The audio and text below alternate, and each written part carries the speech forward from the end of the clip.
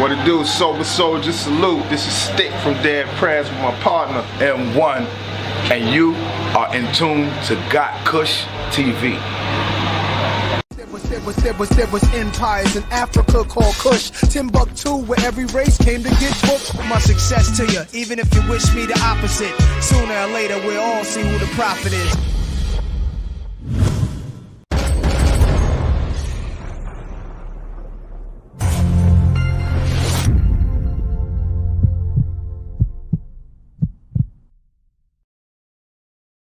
Achomi na jele gbojo kwe ni biane nyenko gotkushTV nyeyiradon.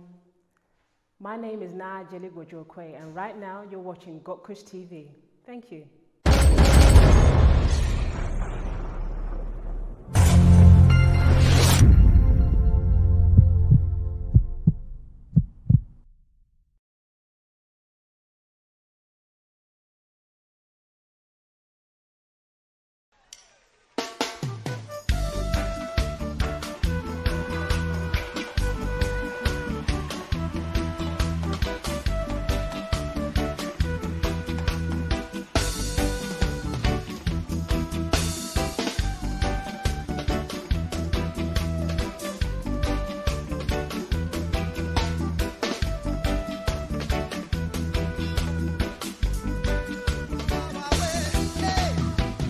Africa unite, Africa unite, yeah. Africa unite, 'cause we're moving right out of Babylon, and we're going to our father's land, yeah. How good and how pleasant it would be before God and man to see the unification of all Africans. As it's been said already, now let it be done. I'll tell you who we are under the sun. We are the children of the Rasta man. We are the children of the higher man. Africa unite, Africa unite, yeah. Yeah, Africa unite, 'cause we're moving right out of Babylon. We're going to our father's land, yeah. How good and how pleasant it would be before God and man to see the unification of all Africans. As it's been said already, now let it be done. I'll tell you who we are under the sun. We are the children of the Rasta man. Yeah. We are the children of the higher man.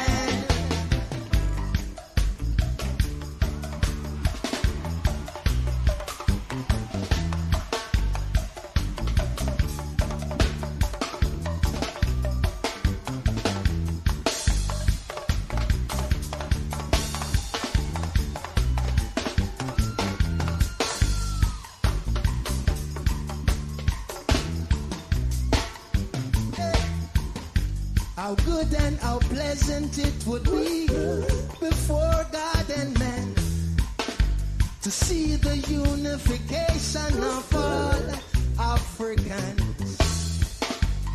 As it's been said already, now let it be done. I tell you who we are. Who we are. We are the children. All the other people say. Who we are. We are the children of the higher man. So yeah, Africa unite. Africa unite, yeah. Well, Africa unite. Oh, Africa unite, yeah.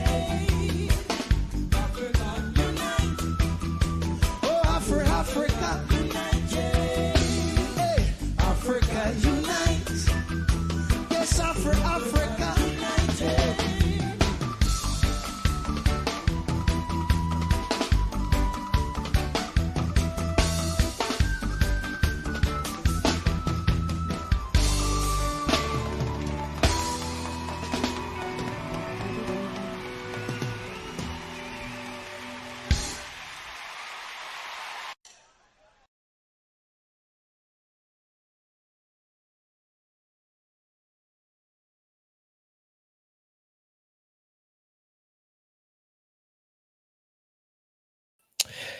To be thankful unto the Mother, Father, creative life force of the universe. Kudzai Mudzimu Mukuru. Give praises unto our great ancestors. Abibi Tumi, Abibi Fahodi, African power and African liberation for all African people. We're about to get into some serious vibration, kings and queens. So I hope you're ready, and raring to go. Yes, indeed, we are here to break down the Bob Marley One Love movie.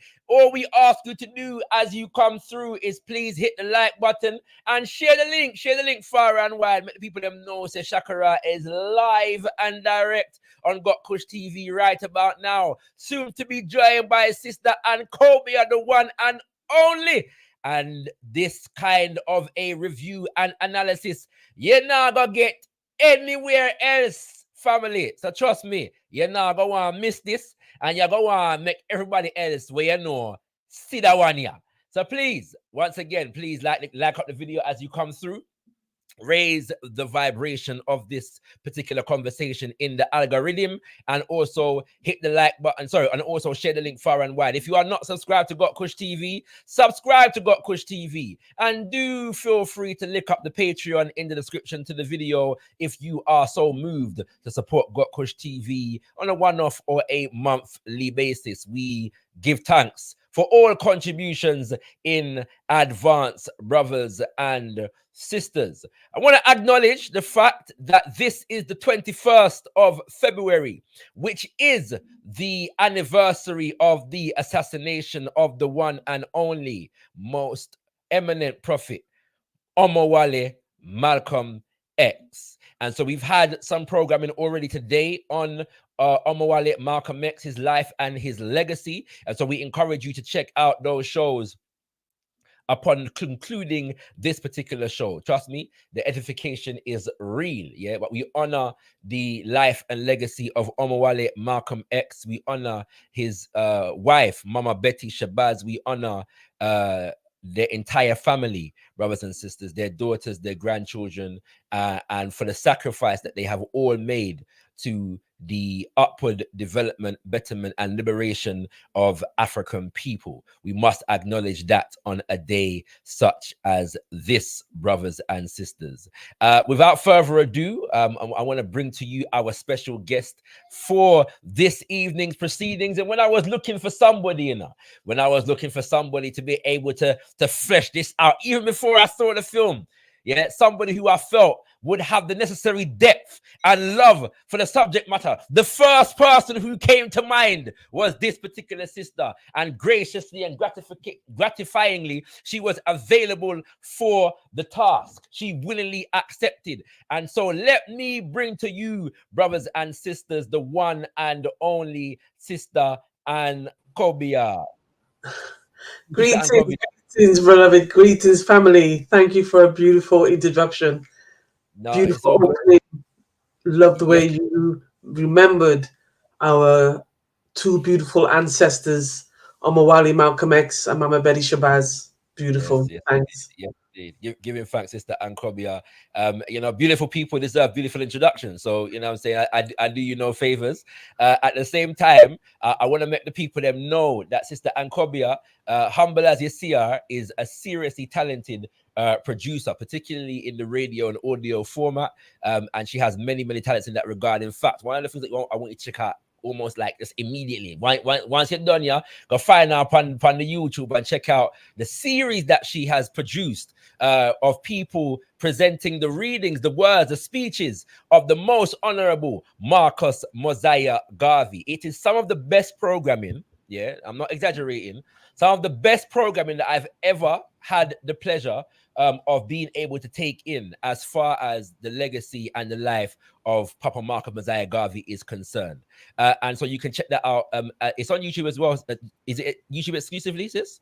Yes, YouTube exclusively. If they go to Ankhobia, just type her in, and then they go to the playlist, they'll see Marcus Garvey speeches playlist. Once again, the resurrection of Marcus Garvey is the name of this of the Yes, series. Resurrection of Marcus Messiah Garvey.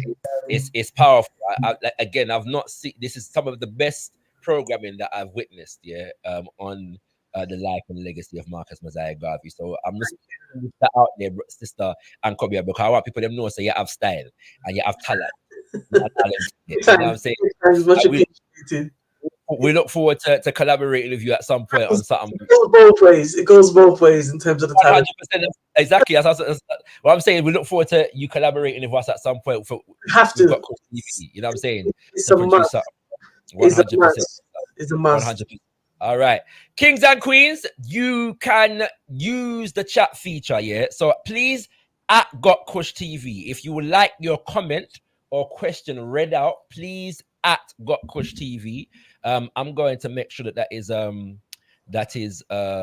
you know, that instruction is, you know, consistently presented throughout the show so people can interact. Later on in the show, we are looking to open up the line so you can come live, yeah, and share your thoughts and ask your questions live also. Okay, so do stay tuned for that, you know what I'm saying? But right about now, we're just gonna feast on the wellspring of wisdom from Sister Ankhobia, because we know that she is well equipped, yeah, to break this subject down for us in expert manner, and we hope that ones on ones. I do my best. 100%, you know what I'm saying? And we hope and we know that ones and ones will be benefited by this. I want to send a shout out to all those who are commenting in the chat right about now. Bigging up to Faria Abdul Khalik, bigging up to Anthony, bigging up to Vincent Henry, Melbourne, Buddha Bing, and all those who are silently viewing right about now. We give thanks for your presence. I'm gonna start pana vibes, pana energy. I'm gonna just want to clarify our thing before we go into this thing here, because around this time, yeah, in 2018, I was experiencing a similar energy, and that was because the film Black Panther came out, yeah, the Marvel film Black Panther came out, all right, and it was a time whereby it seemed like nobody, no one hear no analysis, no critique, yeah, right, of the film, yeah, and say anybody that dare to engage in anything we name critique and analysis, yeah, was receiving a certain level of fire from, it would seem, the majority of our people. I want to let people understand, yeah, and feel where I'm coming from here, brothers and sisters, that it's possible to think a film is a good film at the same time as you critique it politically, culturally, socially, spiritually. Yes, it's also possible to think a film is a good commercial product or a good creative product, but think it is politically, culturally destructive in relation to the interests of African people. Both those things can exist in the same space at the same time. And I'm not necessarily applying this at the moment to the film that we are about to view. I'm just saying all of the variations and permutations that exist in between those two polarities are possible. And so we don't need to feel like we're destroying anybody's enjoyment, yeah, when we decide and take on the responsibility of engaging in the correct analysis. In fact, I would argue that when it comes to commercial products from Hollywood that are depicting elements and history associated with Black power and Black liberation movements, we have a responsibility to engage in review, critique, and analysis even more than we would do otherwise. And so nobody should feel threatened by that, because the Babylon system is the vampire. The Bob Marley say. So we can't accept that the Babylon system is the vampire, except when they decide to bring us Bob Marley on the big screen. That don't make sense. Does the Babylon system stop being the Babylon system when them give you a Bob Marley film? That don't make sense. So let's go into this thing brothers and sisters with the right spirit and the right heart. And we hope and know that all of the things that we say in this review will be said in the spirit of love, for our people in general. And so nobody no need for feel like we are mash up them vibration, right? And all these things. All right, so that's want to put that out there to start the thing, you know what I'm saying? And yeah, Sister Ankhobia, if you got something to say on that, feel free to say it now. If not, we could just move on. Okay, before we go there, I just want to, because we've started with Mama Betty Shabazz and Omawali Malcolm X for this month of February. I also want us to acknowledge Rosa Parks was born in the month of February, as was Bob. We also have Grenada Independence in February. We also have Reverend Richard Allen. He was born in February. Huey P. Newton was born in February. I say it tentatively. Go on. Yeah. Also in this month, we also lost Henry H. Garnett, Empress Menin the First, Frederick Douglass, Elijah Muhammad, and Leonard P. Howell. So, and we also have the Independence Days of the Dominican Republic. And I just think, just to put that in context, to say why February is such an important month for us.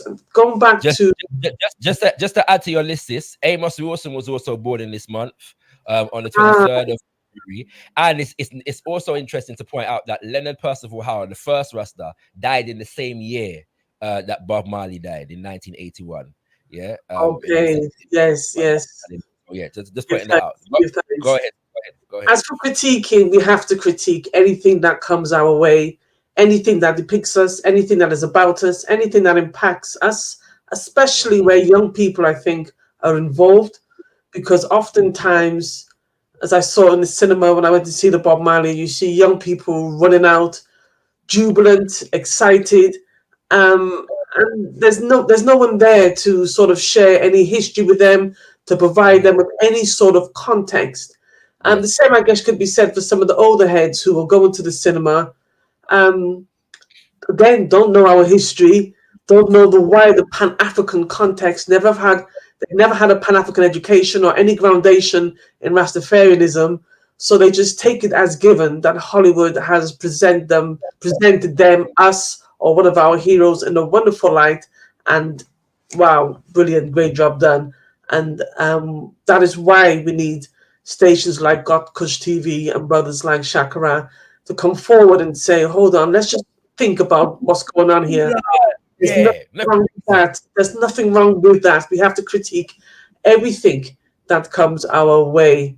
If we're honest with ourselves, every single day of our lives, there's a little voice in the back of our head critiquing one or two things we do, or getting us to question or to look, reevaluate one or two things we do, or to perhaps revamp certain attitudes or belief systems we previously had. So it's very important that we analyze and don't take this as an attack on Jamaican people and Black people generally. It's not, or on the legacy of Baba Marley. Give thanks, my sister, and them say representation matters, but we can't get so caught up in the representation that we discard all other considerations. And if anybody have a problem with that, they might go tired fisty with face. That may I say. They can't get out of this race here. All right, kings and queens, let's get into this thing. So, sis, let's begin. By the way, kings and queens, there is a poll in the chat, asking for your rating of the Bob Marley One Love film. Now I couldn't get 1 to 10 all the way through because they only give you a certain amount of options. All right, so I've got it in. You can either give it a 1 to 3 rating, a 4 to 5 rating, a 6 to 8 rating, or a 9 to 10 rating. 14 people have given your votes already, so feel free to use your fingers for putting your option in the poll, and myself and Sister Ankhobia are going to give our rating, our numerical rating at the end of the conversation. All right, so we'll engage that one there, and once again, feel free to use the chat for now to interact with us, ask your questions, and make your comments. Please at gotkushTV if you want your comments read out. Sister Ankhobia, please provide us, or and let me know if you want me to go first, yeah. But give us your just generic overall, review of the film before we get into the specifics of the thing. My overall review of the film as a film, and I'm trying here to avoid the numerics, Indeed. the numeric rating. Okay, overall, as films go, it was okay. As films go, I felt as a film trying to tell such a vast story, it moved far too quickly for me. Yeah. Within the first 30 minutes of the film, you ended up in London. So you go through meeting Bob Marley's grandfather, the civil rights fight in Jamaica, Bob Marley at Hope Road, Bob Marley being shot, Bob Marley in Jamaica. That's in 30 minutes.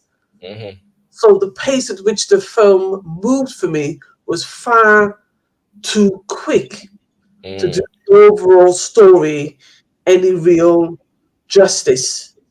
It moved too quick, far too quick. And maybe, I'm not sure if certain elements should have been left out to enable, or they should have lengthened the time of the film perhaps to cover. But the film for me lacked glue. If I'm going to be honest, it lacked glue.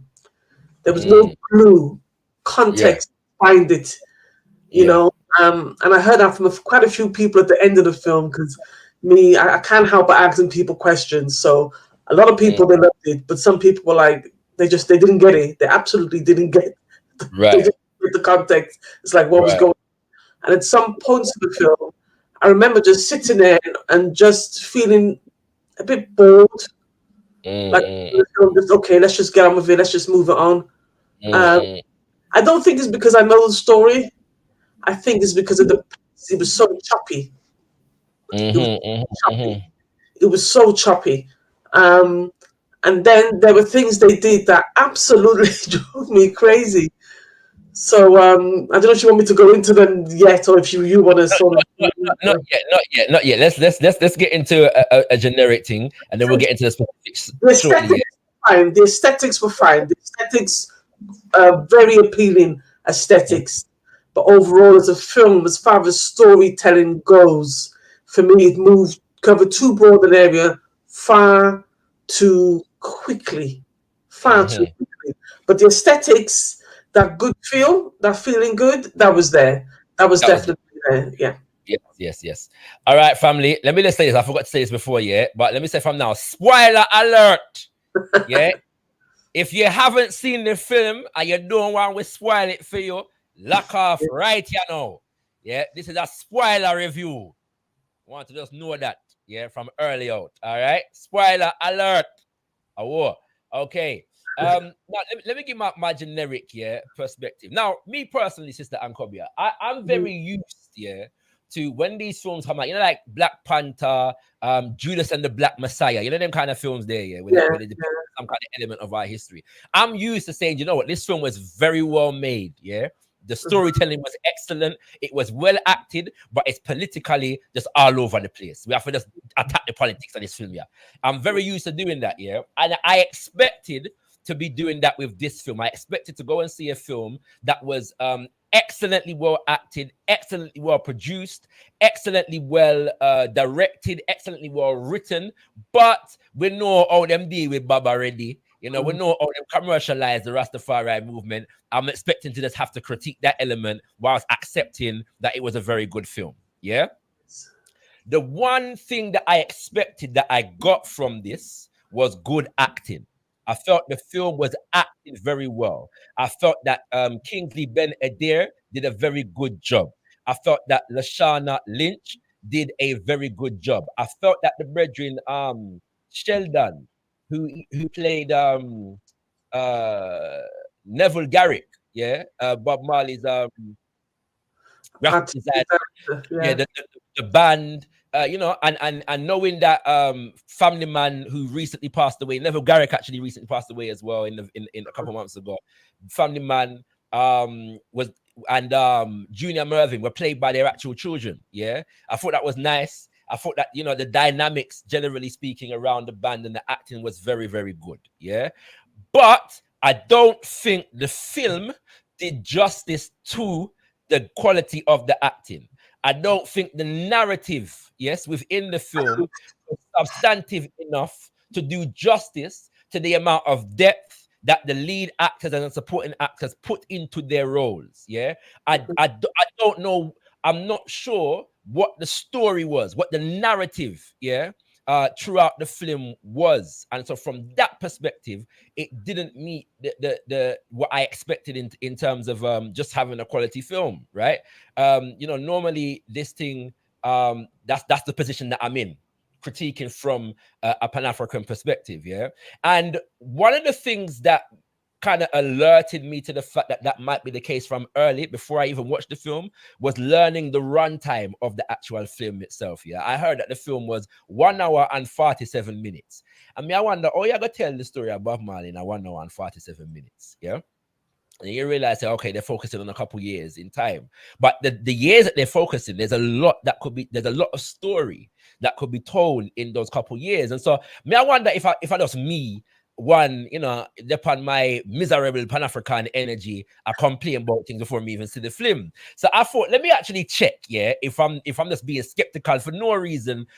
You know, there's a justifiable, you know, like suspicion when it comes to the length of this film. So what I did was I went to go check, yeah, the length of other recent biopics, yeah, because biopics tend to be long. For obvious reason, you're telling somebody's life story, right? So I thought, let me check recent biopics that have been released. And I thought, whilst I'm doing that, and their length, and then whilst I'm doing that, let me check the budget associated with the biopic as well.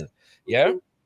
So I'm gonna do that now, and this is what I come up with. So I thought, all right, let me start with Get Ups. Yeah, Get On Up. Yeah, the James Brown biopic. Yeah, another film which I thought was excellently well acted. I think that that Chadwick Boseman did an excellent job acting as James Brown, but the film didn't match the quality of his acting. Yeah, there's another film like that. But that film is 2 hours and 19 minutes and cost $30 million for me. Respect, yeah. The Aretha Franklin biopic is 2 hours and 25 minutes and cost $55 million to make. I have not seen that film. Elvis, yeah, the biopic on Elvis Presley is 2 hours and 39 minutes and cost $85 million for make. Bohemian Rhapsody, which is about the rock band Queen, I believe it is. I haven't seen that one either. Is 2 hours and 14 minutes and cost $55 million for make. Bob Marley, One Love, 1 hour 47 minutes. So I was wondering, did they have a lesser budget? Yeah, you know, because certain scenes require a bigger budget, right? You know what I'm saying? And maybe we'll get into that in a second, yeah. But in actual fact, it cost 70 million to make. So that's more than Get On Up. It's more than Respect. It's more than Bohemian Rhapsody. The only film that surpasses Get Bob Marley, One Love in terms of budget, from what I researched, is Elvis. Yeah. So I just didn't think that the runtime, from the time I heard the runtime, I didn't think that there was going to be enough time to delve into anything in any depth. Yeah. And I found that out when the news of the axing of scenes featuring adult Peter Tosh was announced. So that was very interesting to me. So my overall review of it is that excellently well acted. I agree with you. The aesthetics were beautiful, particularly particularly in relation to ratings to whoever did Lashana Lynch's wardrobe. My lord. And as a brother, shout out to the brethren them. I have to do this for the man them here, because a lot of us were fully in appreciation of the magnificence of Lashana Lynch throughout that film. Yeah, for all kind of different reasons. You know what I'm saying? So shout out to the man them. That's why I put that out there for the man them. But yeah, the aesthetics of it was very, very beautiful. I said the acting was very, very beautiful. I know people are querying some of the accents. To me, generally speaking, the accents weren't terrible, and for the most part they were satisfactory. I don't think none of them took away from the film in any way, shape, or form. So yeah, that's my generic review with a little piece of information based upon how I was coming to that reasoning there. So anything you want to add before we get into some specific? Yeah, I think that once at some points the accents fell just slightly. They slipped into English. came back out very quickly. Yeah. There was one point in the film where he got Bob Marley's accent spot on. I mean, Yes, it was like he was like, "Oh, was that Bob or him?" You know, it was really spot on. Generally, I mean, I'd want to, anyone to feel a way about this. I sometimes have critiques with African and Caribbean acting. I sometimes think they overact, overemphasize. Right. I thought in this film they did their best to try and seek the Make it balance. read. Yeah, definitely. They tried their best that they could. I know Jamaica's in uproar. They wanted a Jamaican accent, actor. For me, I'm not bothered about that as long as the person does justice to the spirit of Bob Marley and brings forth their energy. And having watched quite a few interviews with the lead actor, he went to work on that character. He really did. He went to work, and he said the whole crew helped him out in delivering. If he delivered something and it wasn't right, he'd say to them, "Okay, would he have really said it like that?" And then they would show him how to do it. So they all worked together as a team, a family on that film, and that energy sort of comes across. That sort of a family vibe environment. That even though we focus on Bob as the songwriter, which they did a lot in this film, but really and truly, songwriting is a group effort. It's when you're all sitting down reasoning, and you say something, and you kind of vibe it out with somebody else. You say, try this, try that, and that's how the song process works. Certainly, at that time, it was very much a communal effort. And even Bob did have the final say on the structure and delivery of the song. So they kind of got that to a certain degree. They kind of got that, Yeah, I agree, sis. The biggest critique I have been hearing is still about the non-Jamaican lead. I think that ones have to remember, and this is an issue that relates to not just acting now, but the relationship between Africans in the Caribbean and the Caribbean diaspora. And how we are seen and how we view each other across the diaspora in the sense of the fact that Lashana Lynch is actually from Jamaica, like family-wise, right? So is that a Jamaican lead or not? People are acting like it's not a Jamaican lead, but it's because she's born in England. So there's something to be said about how we as Africans in the diaspora, who are from the Caribbean, that is, relate to back home, and how back home relates to us and sees us and views us, that we need to work out. Kingsley's African heritage is actually from Trinidad. So specifically Jamaican, but you know what I mean? I mean, it's Trinidad, right? But I agree with you. I think that, look, Rose, like, I remember watching Chadwick Boseman interview about the James Brown film, and they well, not about that film actually, but they were asking him, what's the most difficult role that you've played? And he said, I don't think anything more difficult than playing James Brown. It's very difficult to embody these historical figures, especially people who are as unique in their personality as a James Brown or a Bob Marley. And so it's almost impossible to be Bob Marley, but you have to embody the spirit of the man and use your own skills as an actor to bring him to life. And I think that Kingsley did that. I think that Lashana Lynch did that. In good ways. And I think that Kingsley got enough of Bob mannerism wise for us to understand. Like, if I didn't know he was playing, this was a Bob Marley film, and he entered the film, I would know that's Bob Marley. Right? You know what I'm saying? I would understand that this is Bob Marley that we're seeing on the screen. I kind of wish though with Kingsley they could have made the locks a bit more like Bob's locks. To me, they were just a little too uniform. The area I said, I saw a brethren, Bob's locks. I saw a brethren wasn't feeling the beard either. You know what I'm saying? But these are points that if you're culturally affiliated and allegiant to Rastafari cultural expression, you're gonna pick up very, very keenly. So these are things that are important. Having said that, sorry. Oh no, go on. No, please go on. No, we're going to come back to this later on in the film, but I think that my major issue in terms of the film is like the lack of a consistent narrative. Like, I don't know what story they were actually trying to tell. It seemed like a collage of scenes that was put together. Absolutely. And the narrative that was running through it was not clear, right? Do you know what I'm saying? Because of so much that wasn't in it. But some of the scenes were very good. I think most of the scenes that were featuring the Rastafari culture that was centered around mostly Mortimer Planner, who is an actual historical figure for those who may not be aware, Rastafari leader, elder, now ancestor, that was born in Cuba but is from Jamaica. You know, those scenes were very good. They were very well done. Yeah, as you said.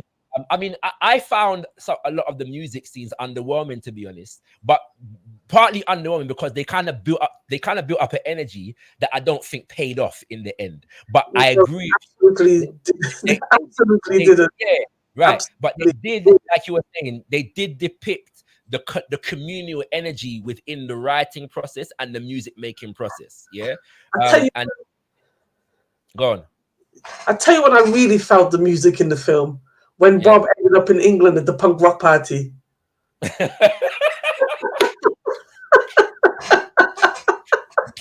was like, yeah, I can feel that. I can feel that. You know what, man? You know what, man? It was just a wild energy. Just let it out. When it came to Bob, it just didn't. I don't think those parts of the films he pulled off too well. And the reason I think for that was because they didn't allow him to use his own voice as a singer. You see, when you use your own voice, he said he's not a singer. That's probably why. I think Stephen Marley did the voices for those scenes. I'm not confident about that, but that's my suspicion. The one for Haile Selassie's The Chapel. Right. He did that one. Overall, there were 20 songs, so expect a new album coming out anytime soon with those songs. It's already out. The soundtrack done out already. We know that. But then now, Mr. One Day, we're gonna come back to that because that's part of the problem, I think. But that's part of the problem because they're looking for the after sales as well. They've made 70. They made back their production cost in the first 6 days. It's projected to do £1 billion worldwide. So we know where this is going, and people are already talking about series and chapters. So that energy at the punk rock party really hit hard because when you get an actor to sing, even if you can feel there's a certain energy, because there is 2 points in the film where Kingsley does sing and he doesn't sound too bad. No, His thing, I think, is Turn Your Lights Down Low. He was using his own voice, and there's another song where he was using his own voice, and it wasn't too bad. In fact, because he had that rawness. When you now come to overdub it, it's so pure and clean. It's like putting on a record. How concerts work. Concerts don't work like a record. Concerts are raw and gritty and full of energy, and that was missing. And then the crowd was like, I mean, stop me if I'm going too ahead of myself here. And then the crowd, the mismatch between the actual audience in the concerts and the band, the whole performance, that was weird. Because if you remember the Smile concert, the Smile Jamaica concert, anyone who hasn't seen it, by all means, go online and watch the Jamaica Smile concert with Bob Marley. Amazing, beautiful, very intimate. Very, very intimate. So when you see it in the cinema, it's like that sense of closeness with him and the Jamaican people. You don't get. It's like, they're just adoring Bob like a pop idol. It wasn't a pop idol thing. Jamaicans don't flex like that in that kind of way. It's like that Bob is somebody you can go to his house. You can, do you know what I mean? You're happy that he's a big sort of a superstar coming up. But the way that they did it in the film, it was like there was a separation between him and the people at the concert. Do you know what's this? I'm agreeing with you. I think that the scenes, the actual music scenes where he's performing were the ones that took me out of the film most. Like I'm saying, for whatever reason, and I'm not sure. A part of it, I think, was I'm torn between whether it's an acting thing or a production thing. What I mean by that is when you produce like a concert scene, it requires a certain level of direction for you to bring the energy of the concert to life. Just I'm saying, and I feel like there were a number of those scenes that I'm not sure. Like again, comparing it to like Get On Up, the James Brown biopic. Yeah. Those scenes were very effective. Yeah. Like the rest of the film, I thought was, you know what I'm saying, was dead. But those actual performance concert scenes were some of the, because you can see that they invested in the production of those scenes. You got the energy of the concert itself. I don't know if they did that enough for this movie. And the shame of it is that we're dealing with one of the most popular artists in the world, with one of the baddest catalogs in history, and iconic performances. So it shouldn't be so difficult to recreate. It's impossible to capture the but it should be so difficult to recreate the Bob energy, especially on the budget that they had. I mean, Paramount system, the Babylon system is funding the movie, right? So they have the budget. Yeah, you know what I'm saying? So I don't know what was missing in those elements of it for me personally. Now I realized that my position appears to be a minority position, because most of the people I talked to said, oh, it was so wonderful and amazing, and I came out inspired and so on and so forth. Sorry, brothers and sisters, I just didn't get that from this film. I expect there are films that I don't like politically, but I understand why brothers and sisters take to it and feel inspired by it. This one, I didn't get. There wasn't enough in the story for me that would translate as inspiration, if that makes sense, right? Some of the people who like the film, I wonder if they really know Bob Marley's music and voice, to the point they thought that when Kingsley was singing, they thought it was him, because they don't know the records and the albums. They just thought, oh, that's Kingsley, and he's done a sort of a brilliant job in that sense. I did wonder that. I did wonder if somebody, because maybe I wonder if I'm jaded by growing up having an affiliation to Bob Marley music, and the man and the movement as well, and knowing some of the history just intrinsically and intuitively. Like if somebody doesn't know and it comes in clean, would they how would they react to this thing? And I feel I don't know if the narrative in the story teaches an audience that doesn't know Bob Marley, Rita Marley, and the music that much, a lot about them. And I asked my daughter, because my daughter saw it before me, and she said the same thing. She said she didn't feel like that they did much with the story. Like the story didn't go to many places, right? You know what I'm saying? So you don't learn a lot about him. Yeah. You know what I'm saying? I was saying to her, like, Rita is a strong character in the film, but beyond, go on, Bob, and you can do it, Bob, Rastafari, and no, Bob, you have to come back to Rastafari and stop going to Babylon system. You don't learn what her motivations really were. You don't learn about who she was. No, you don't. So the investment in, she acted it well, but for an audience to be invested in it, you have to know something a bit more about her as a human being. For those to make sense. The Malcolm X film, which was brilliantly acted by Denzel Washington. 100%. Absolutely brilliant embodiment of Omowale Malcolm X. Yes. You felt like you knew Malcolm X quite a bit. Right. I'm going back quite a few years now in my memory. And Mama Shabazz, in that sense, Omowale Malcolm X's wife. Yes. When it comes to, let's look at Mama Rita. Yes. In the film, she was portrayed, she was just serious, this one serious black woman. Yes. She was serious. And the happiest time was when she was younger with Bob, when they were, having their giggles here and there. But even when Bob was sending her love letters, she come to tell him off in a certain way, like kind of a, oh, here comes the black woman kind of thing. Do you get me? Bob, when Bob comes to London, and then he's rehearsing by himself, and he didn't realize Rita's there. And he's like, "Oh, you were there all the while." Right. Jump up now, run into his arms and smoochy. You didn't get that sense of any of that. And maybe some people will say, "Well, because Rita and Bob wasn't that kind of lovey-dovey." So I think this is what you should say is a woman thing, because my woman said the same thing to me, and I'm saying, well, I feel that the woman didn't want the lovey-dovey vibration, the thing. Oh, Bob was Bob loved woman. We've seen photographs of Bob with women sitting down, covered up and rare. So why couldn't we see? They must have had it. They must have had it. They have 4 or 5 fitness, so they must have go on at some point. At some point. So just that sort of that image of the serious black woman Like Yes, even yes, at the point of the film when he's playing the song to her, I want to show you some good loving. What do yes. you think? She knows he's written that for another woman.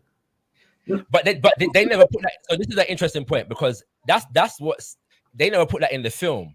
Yeah. But that is the rumor. Well, that has been. I mean, Rita Marley herself said it. So it was interesting that they made that the song that he sings her, and I think that was deliberate on the part of the Yeah. mate there. So that in the film, you can see her. She's kind of vexed. She's acknowledging the song.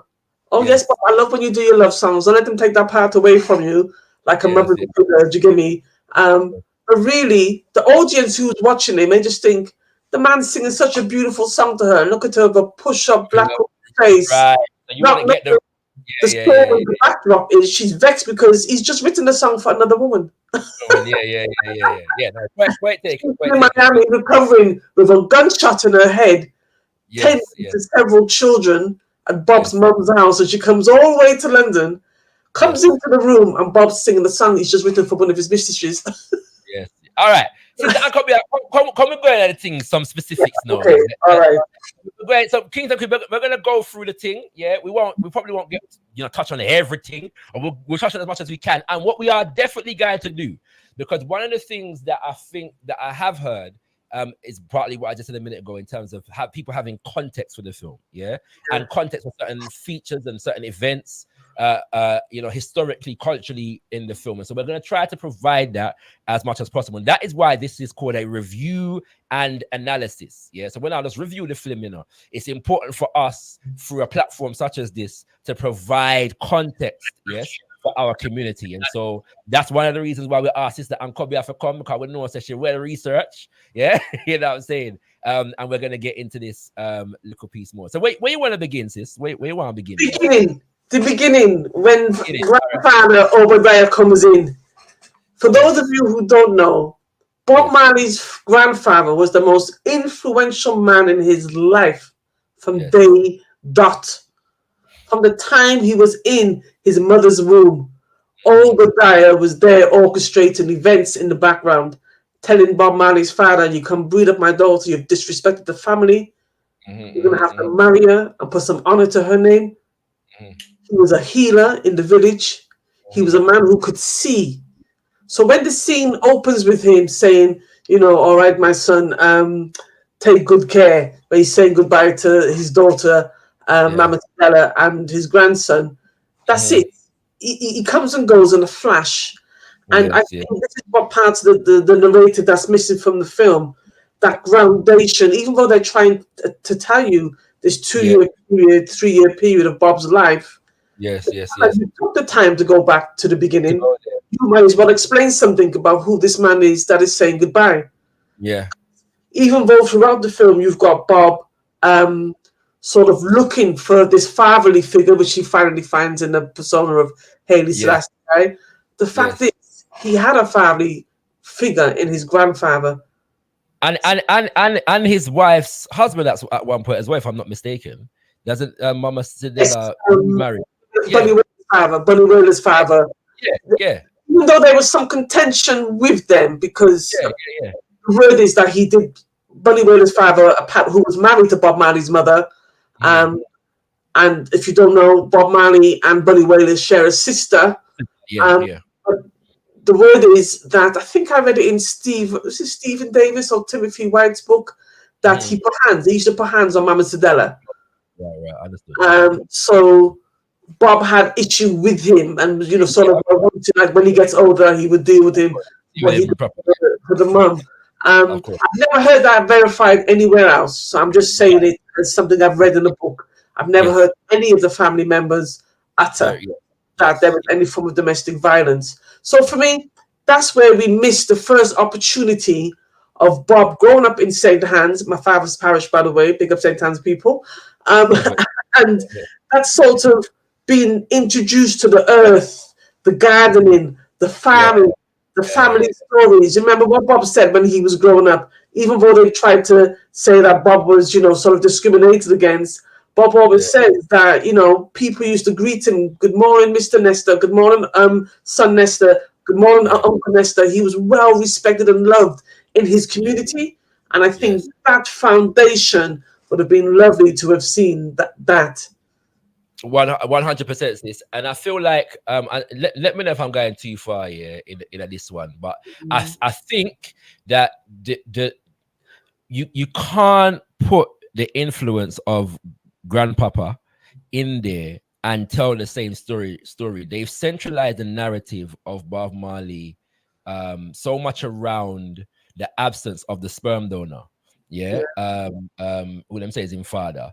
That that he kind of has to have little or no male, kind of elder male rearing, if that makes sense. Yeah.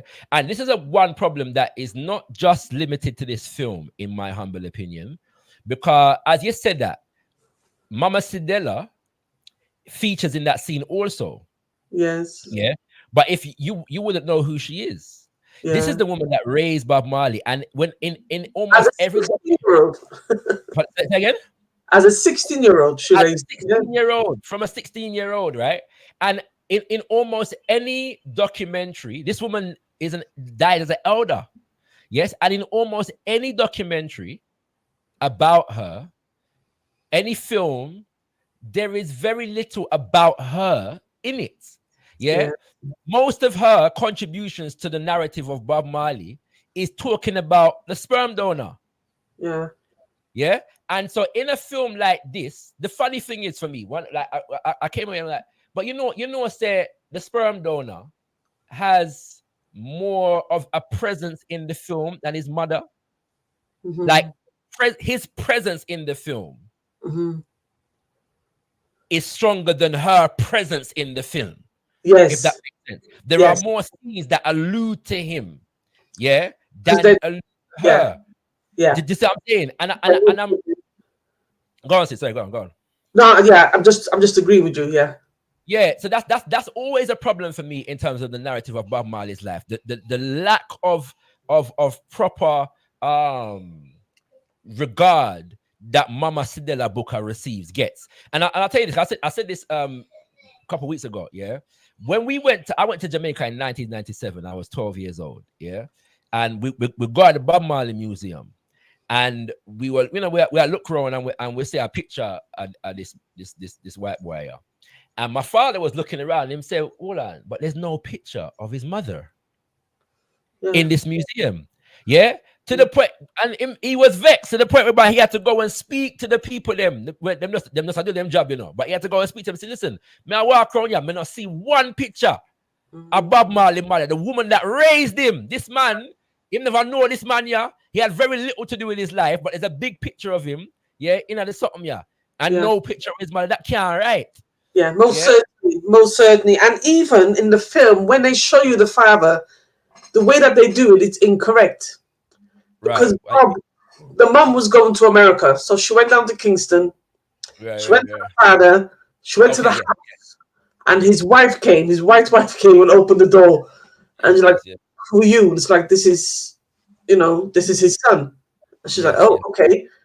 So she goes, talks to her husband to say, basically, there's a woman outside with your son.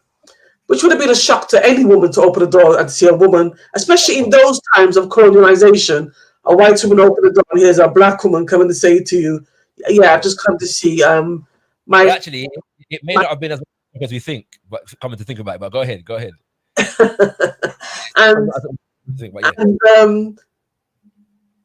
the father's like, I don't want to see him. I don't want to see him. She's like, well, I have to go to America because I've got to work to raise money to look after him.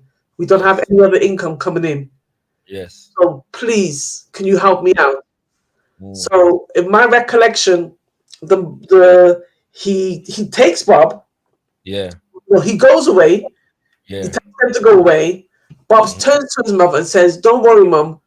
Anything you need in this life, I will, when I get older, provide for you." Yeah. That's very clear if you read the books on Bob's, because it had a profound effect on him. Yeah. The father then says, "Go and see a particular lady. She's going to take care of everything that Bob needs." So Bob's mum takes him to his auntie and says, "Okay, I've got to go and catch my flight, blah, blah, blah, blah." The father says, "Take him to this place. He's a well-to-do woman to look after him." Nobody don't hear from Bob for a while after the auntie takes him. It turns out that the father has left Bob in the worst condition ever possible, abusive condition, that the mothers had to fly back to Jamaica to come and rescue her son. Yes. This man, it wasn't that he just didn't want to know about, he was wicked. He was completely wicked. And why her story is necessary, because to understand, and this is where the film again misses, to understand the wider cultural dynamics of Jamaica, where color is concerned. Yes. Hearing this man who's a benefactor of colonization, a benefactor of slavery, he's privileged in every sense of the word. He can go around impregnating black women left, right, and center, having no accountability or responsibility to them. And yet, you're right that when it comes to the story of Bob, here's man on this horse. I was working on a project once for Birmingham Museum and the Coventry Herbert Gallery, and I had to go down to Jamaica. They sent me to Jamaica to do some research. And when I came back, my colleagues were like, "Well, we've got to include Bob's father. This is where he gets this shows the marrying of the music." And I said, "Let me tell you something straight. Where Bob and his music is concerned, his father don't come to it. English don't come into anything to do with Bob's music. So I don't know where you get that from. And if I see you write that on the board for the actual the proper exhibition they'd written up." And I said, "Let me see it." And I said, "If I see that go up for the final exhibit, it's not going to be nice. Change that. It's a lie. It's a disrespect. His mother wasn't even mentioned, but you're giving credit to this pedophile." Yes. For want of a better term. Yes. You know? And so what they've done in the film, yes, it is an injustice, but then what they're trying to do, you see, because they're trying to say, well, Selassie became his father. Or one father didn't want him. Even though his earthly father didn't want him, his spiritual father, his spiritual father took him on and sort of made Bob who he was and made him feel to have a sense and a place in the world. And even then, I've heard some reviewers say they didn't even know it was Selassie. They didn't know who this guy was. We'll come back to that thing, because I understand that dynamic. I've got a slight problem with it though. Maybe as we go through the film, I'll explain what that problem is in terms of But let me not cut the vibe. So continue. Where we gonna go next? So yes, next I think we should go. Maybe we should have gone there first. Let's analyze the title "One Love" and why this title is a problem from the beginning of the film to the end of the film, before we even saw the film and heard about the film. What's your take on One Love, the concept of one love? It's an overused cliche caricature that they've created, not just for Bob Marley, but the Rastafari movement. It's like a mascot that they've created, and they've made the image of Bob Marley the mascot for this particular caricature of One Love, which is a depoliticization of Rastafari. So you will never know that Rastafari existed at that time in the 1970s in the context of a Black Power movement. You know what I'm saying? And that's what was being championed at the time. And you would never even know the history of the song. The history of the song being trying to bring unity between the warring factions within the politics in Jamaica. As far back as 57, some say. 57. I've heard 65. Okay. But you know what I'm saying? So whatever the case, that was the vibration of the song. So the you are right, 65. You are right, 65. So the problem is a long-standing one, but we know this is well-trodden ground. Like this one is not a shock for anybody. Anything where Bob Marley, the term One Love is not too far from it, and that is part of the problem when our history, the dominant narrative of our history, becomes told through Western commercial products. because it shouldn't be a surprise to us that they have no interest in telling Pan-African Black Power history. Yeah, just what I'm saying. So that's not even so much the issue. The major issue is the extent to which we buy into that. Yeah, and we accept that. Yeah, as the way that it, we do 100%. you know what I'm saying? Yeah, we do, my brother. Sorry to cut you. We do. We buy into it 100% because you see the concept of one love in and of itself is a false narrative because it's taken from a wider context, as you've just said. So because it's extrapolated from a wider context, it just becomes lost. It just becomes this commercial. The amount of T-shirts and dresses and body riders I've seen with one love on is unbelievable. It's like what is? I shall not admit to seeing any battle rider with one love. I observe them. I'm playing. Go ahead. It's like, where did how did we fall into that? Now, One Love, as you rightly said, it was a song created to bring the warring youth factions together. One love, let's to get together and feel all right. But also, it was a play on Marcus Garvey's philosophy: one God, one aim, one destiny. So for those of you who would have seen some subliminal, quite a few messages, Marcus Garvey, which I did like in the film, I must say, a few messages and a few pictures in the background of Marcus Messiah Garvey. And so, because again, we're not getting the full narrative, people won't understand why did that concept come about. And if you understood it, why you cannot allow people to come and commercialize it. Like that. Because what the film's trying to get to and why the film was rushing through all of these scenes so haphazardly is because they want to push this one love narrative on you. Remember what Ziggy said in the lead up to the promotions of the film. What better time than now to push this film? So I was thinking, what's going on? I thought, okay, we've got the war in the Congo, the war in Sudan, we've got the Gaza situation. Ethiopia, we've got the Ukraine, we've got Burkina Faso, we've got all of these various elements that are taking place. But what the One Love doesn't help those situations on any level, shape, or form. The dynamics of each of those particular countries, it cannot just be, whittled down to one love. If we just had one love, we'd all get on. Because what One Love does, it's a concept that's raped. It's a raped concept.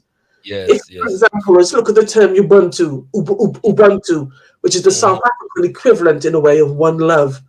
And I've heard some South Africans critique Desmond Tutu's use of it.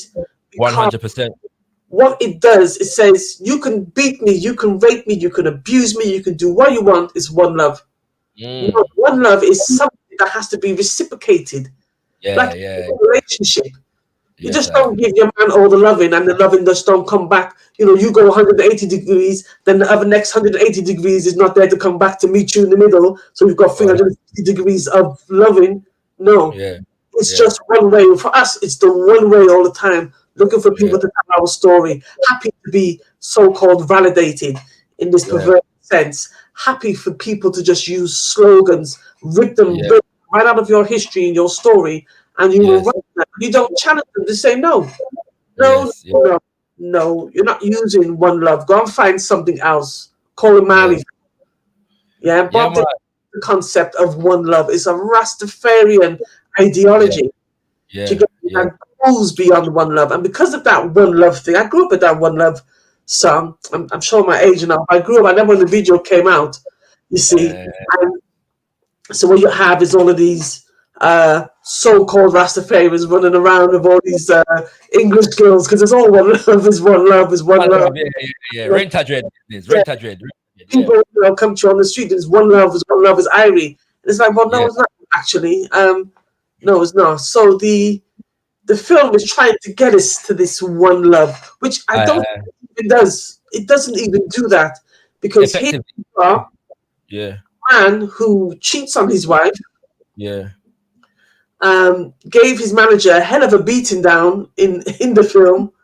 Where does one love come? How does one love tie into these different dynamics? Into the abuse of his wife, for example. I use that term loosely because of the relationship dynamics. Yeah, it was complex. It was complex. We know that if you know the history.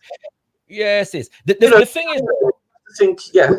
Within the context of the story, or well, within the context of the time that they were telling this story, they could, like, because they were actually telling a story, and we're probably going to get onto this, right? But we're touching it now.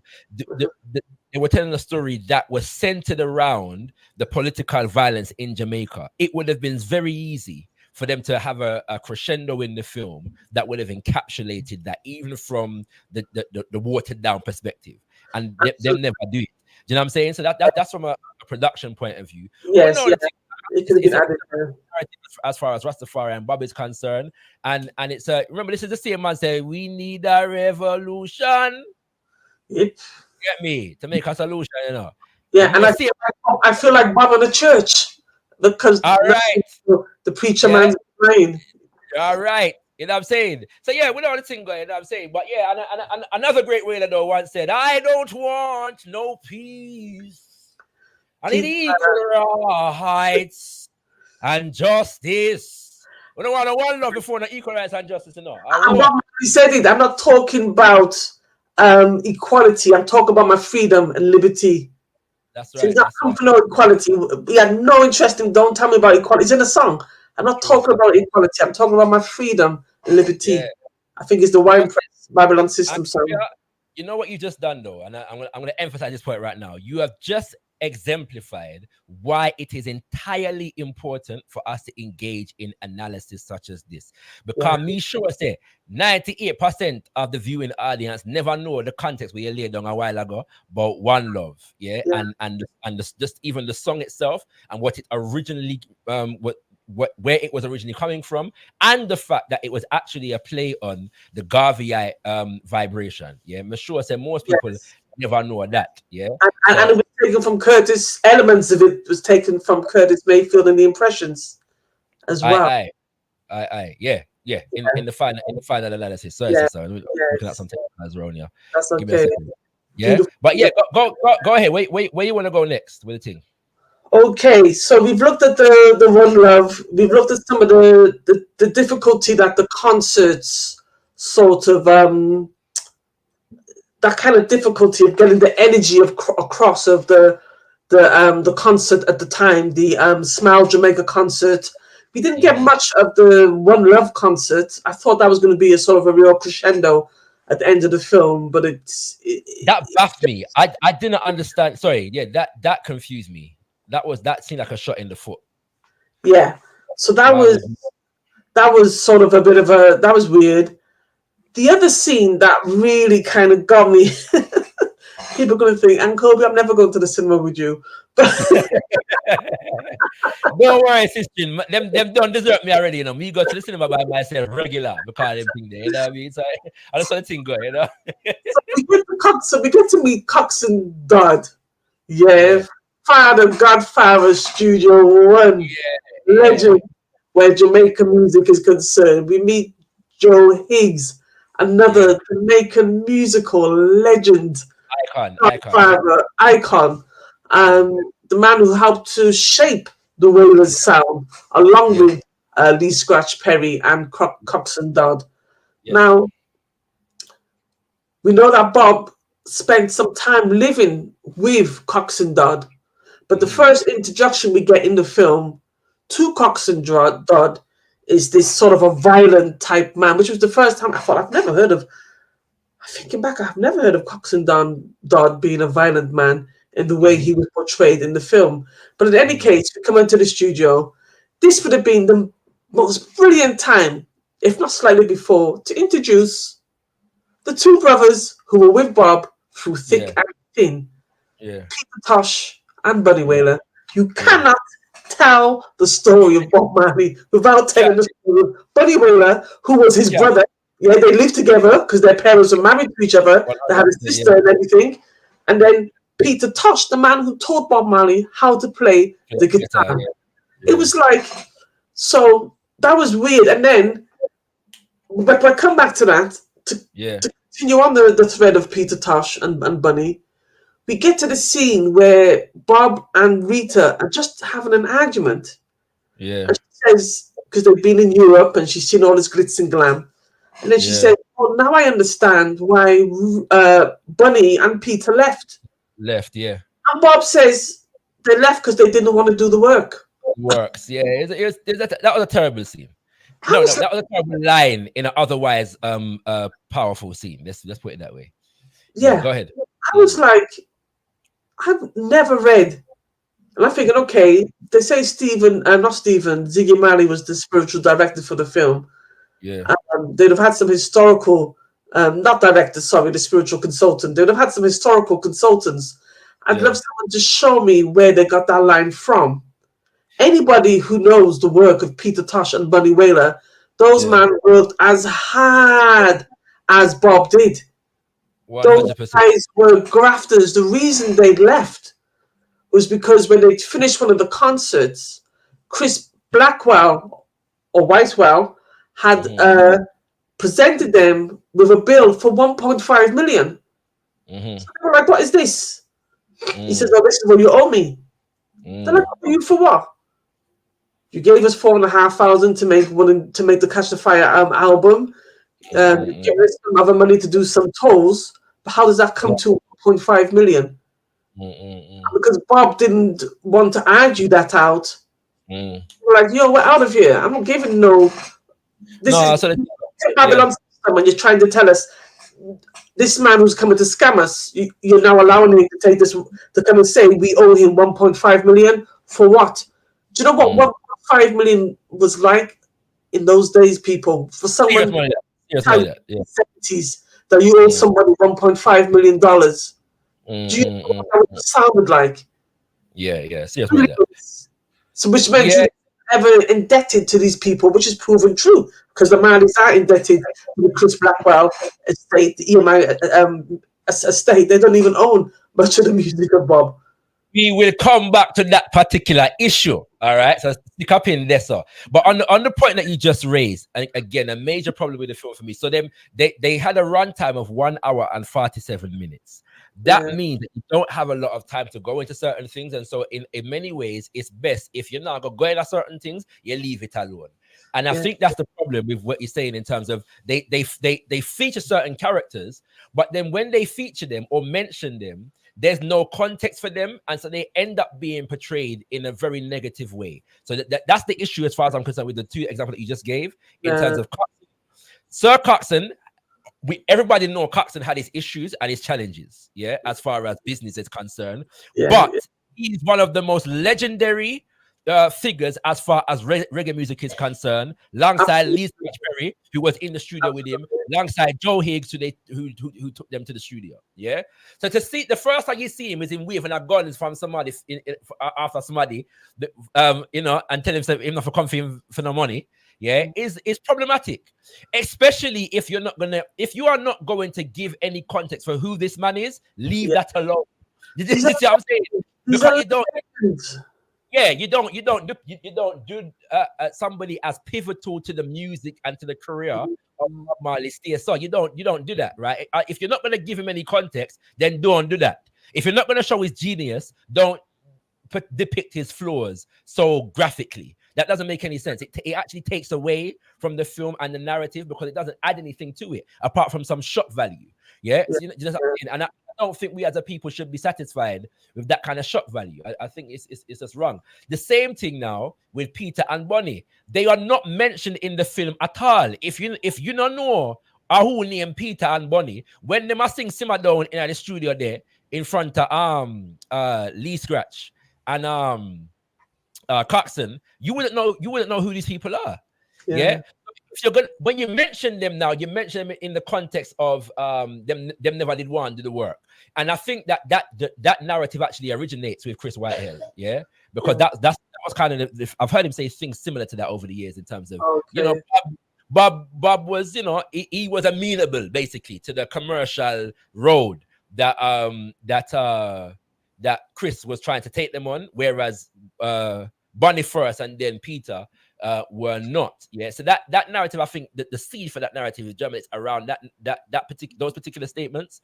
But again, if there is no context in the film for the relationship between Bob, Peter and Bonnie, that line is entirely wrong. It nothing there in the film. Yeah, I think Yeah. so.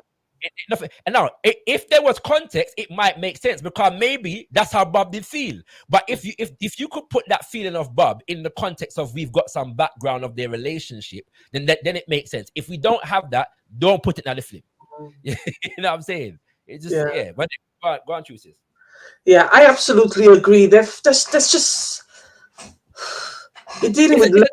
Sorry, sister. Sorry, just to say, yeah, on the issue of Bonnie and Peter, that is a disrespect, yeah, to Massive. their legacy. We have to see it 100% in that context, Yeah. because the name Bob Marley is the biggest name coming out of reggae music in particular, and probably Jamaican history in general. Yeah, so the names Peter Tosh and Bonnie Wailer do not have the profile of Bob Marley. To put that line in this film is a disrespect. Yeah, absolutely. to the legacy. Absolutely. Yeah, right. And You could have portrayed. Say again. Their work ethic speaks volumes. The albums are there to stand the test of the time. You can't The do work there. like that if you're lazy. Sister Ankhobia, Bonnie Wailer dead just the other day. Yeah, And to the day that he died, he was championing the legacy of the Wailers. Yes, not just himself, you know. Bob Marley, Peter Tosh, and himself as Bonnie Wailer. Yeah, it is not right. Without any context for their relationship, there is no justification for that line in that film. Yeah, there is no justification for it. Yeah, and yeah, it wrong. It just 100% wrong. And because they had shaped Bob, who you just wouldn't get Bob Marley without Bonnie Wailer and Peter Tosh. You wouldn't get Bob Marley without Sir Coxsone Dodd, Lee Scratch Perry, and Joe Higgs. Right? Those 5 figures there, and there are other people, but those 5 figures primarily you would not get. You just absolutely wouldn't have a Bob Marley without them. And that's one of the problems I find with the film. It's almost this. Bob had a few influences, Rastafari, but that his genius sprung in and of itself by himself. Yeah. And that's why, by presenting it that way, you can run away with this. This is the Marley family film. We haven't got to tell the story of Black history. This is a Marley family. It's about Bob Marley, the one icon. We haven't got to tell anybody else's story. In fact, they're lucky to have been part of Bob's story. Look, name to Rastafari. Yeah. No, it wrong. There was no, and based upon the story that they were trying to tell, that they decided to tell, there was no need for it. It's not even like there was any need to have such a line in the film. Yeah, and even if you understand the story, for example, so when Bonnie Wailer tells the story, Bonnie Wailer says they began to play in some freakish type of clubs. As a Rastaman, because he was seen as the most traditional out of all of them when it comes to upholding, most spiritual when it comes to upholding the Rastafari faith, he couldn't allow himself to be seen in certain places promoting music. He didn't feel that the message of Rastafari was for those types of people. That wasn't his audience. Do you get me? And so he left. And to me, that is so brave. Not only that, it shows you a man with full confidence in his own ability to say, you know what, Lau Bob, we're still brethren, I'm going to go and do my own thing. That's a man of immense ambition and confidence to step out and say, I'm doing my own thing. I wish everybody all the best. Peace. 100%. Sister, did you see the Get Up Stand Up musical that was played in London year before last? No, I try to avoid things like that because I am. I feel like I'm married to death. No, I get you. I went to see. I actually went to see it. And as far as everything when it comes to Bob Marley has its problems, right? But as far as commercial products, but as far as a narrative, that play was far better than this film in terms of storytelling. Yeah. Wow. Now, and that came to mind because of what we're discussing right now in terms of how they dealt with the dynamic of the Wailers and then Peter and Bonnie leaving. Yeah. Yes. They depict them in England. They depict the hardship that they were facing. Right. Yes. So at least you have some context for why this thing fell apart. Yes. Yeah. And so they have some scenes in there where, you know, Peter is speaking critically of Bob and whatever. But at least when you see that, you know, say, all right, they've got a history, they love one another, but they have some difficulty at this point that cause whatever. At least there's some context to it. You see what I'm saying? This it never have it. It never have it. Yeah, absolutely. And that was a shame. I get precious about well, Peter touched on Bunny in general, but Bunny Wailer in particular, because he passed away as an elder. And the extent to which I know he tried to preserve the thing, you know what I'm saying? You know, in a way, he did a great works, Rasta, and he deserves that. He deserves that. Absolutely. He was the last one to leave the scene, and he stayed true throughout. Absolutely true. Again, this is what happens when you allow Hollywood to come in and tell your story. The Babylon system is the vampire.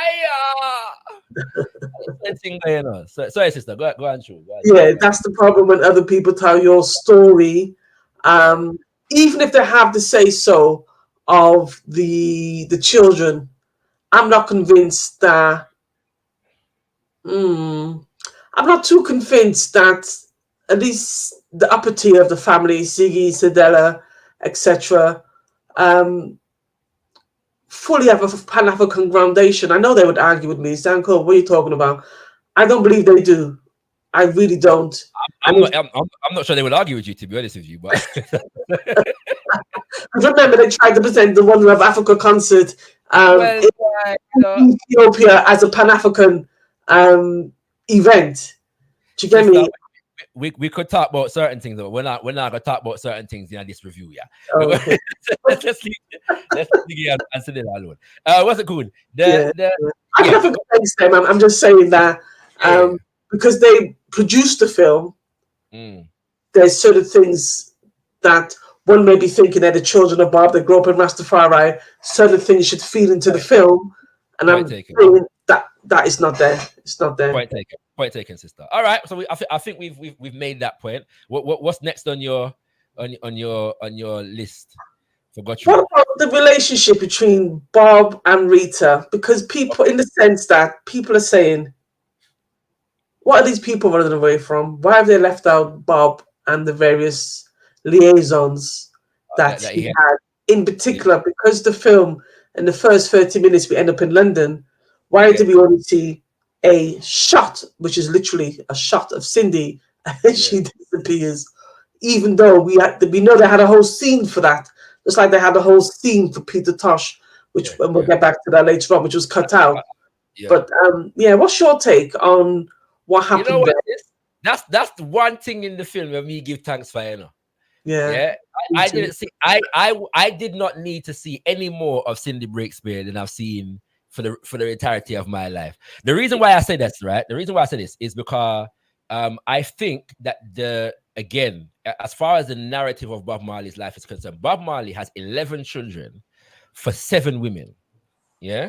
And I was always confused as a child as to why me only ever I see Rita and Cindy. Yeah. Now, Rita makes sense. She is the wife. Yeah. Not only because she's the wife, but because she is actually in at the band. She's a whaler. Right? You know what I'm saying? So why is this white woman the only other mother of the children that we ever see? Yeah. So I was actually not and even in hearing people discuss the film, people want to know where Cindy there. Yeah. And I'm saying, so why only now ask about where the rest of the mother them there? Where Lucy there? Where Anita there? Right? You know what I'm saying? Yeah, like where the rest of them there? So so my thing, that there's on one level, like so I was actually, I don't think it would have added anything much to the film to include too much more of that. Yeah. In fact, based upon what they showed of her, she didn't even need to be in the film. I'm not even sure what the point of that was.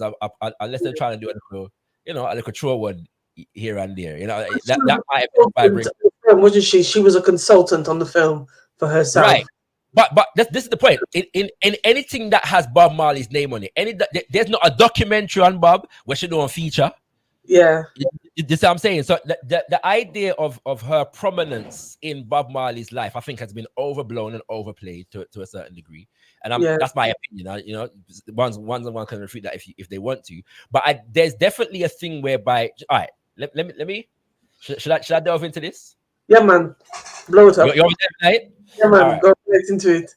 In my humble estimation, yeah, the one Cindy is a part of the One Love narrative. Yeah.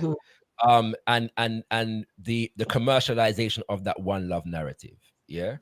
Rastafari, to quote Mutabaruka, is a black power movement with a spiritual nucleus, a spiritual cultural nucleus.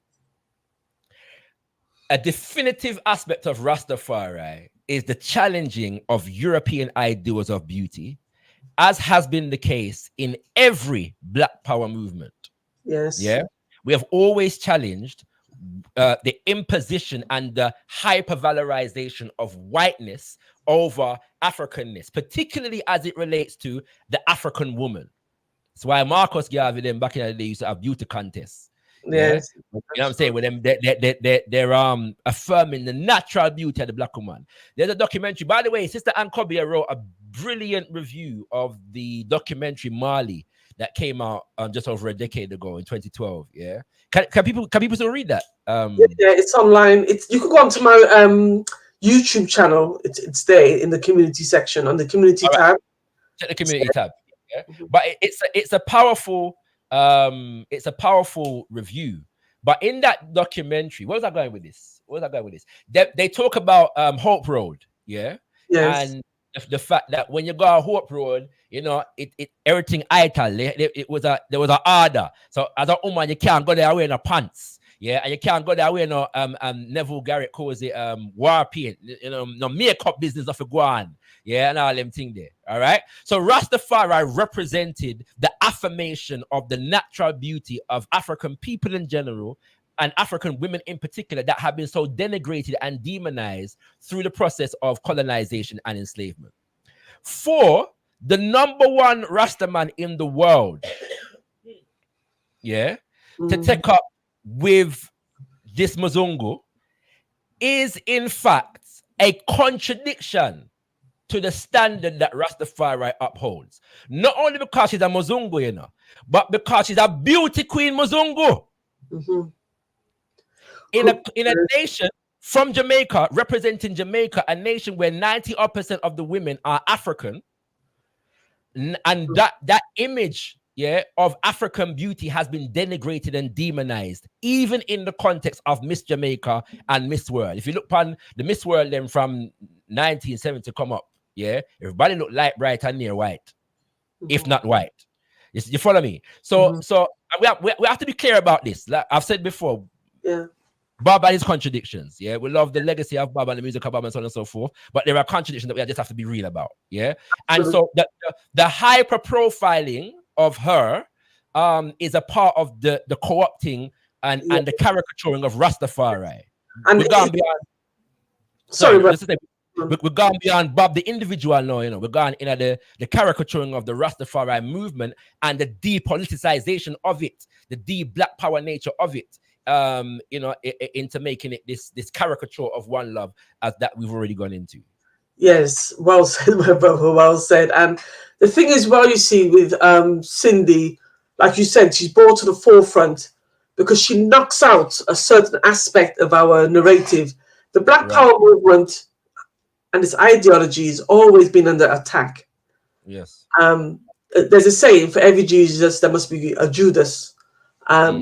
Cindy's the Judas that comes in, that is brought in to kind of shape the foundation, so to speak. And I don't mean that to sort of slight her. I'm just saying how she's been used by the system. She may not even be aware of it, but she is used to knock out the Black Power foundations of Rastafari. When Bob came out from Cindy, it was a whole heap of fire burn in those days from the Rastas. The community, it was like what, a beauty queen. Not only that, the Jamaican government is against apartheid, and you've given her over $10,000 to go and to do an application form for a South African apartheid government competition. Yeah. There was a massive contradiction in Bob. But again, when you don't control the narrative, people will come out. They'll put anybody there before you. They'll put Martin Luther King over a Malcolm X. I love Martin Luther King. Absolutely 100%. no disrespect to him at all. They will bring you the Gandhis of the world, and you don't know their backstory.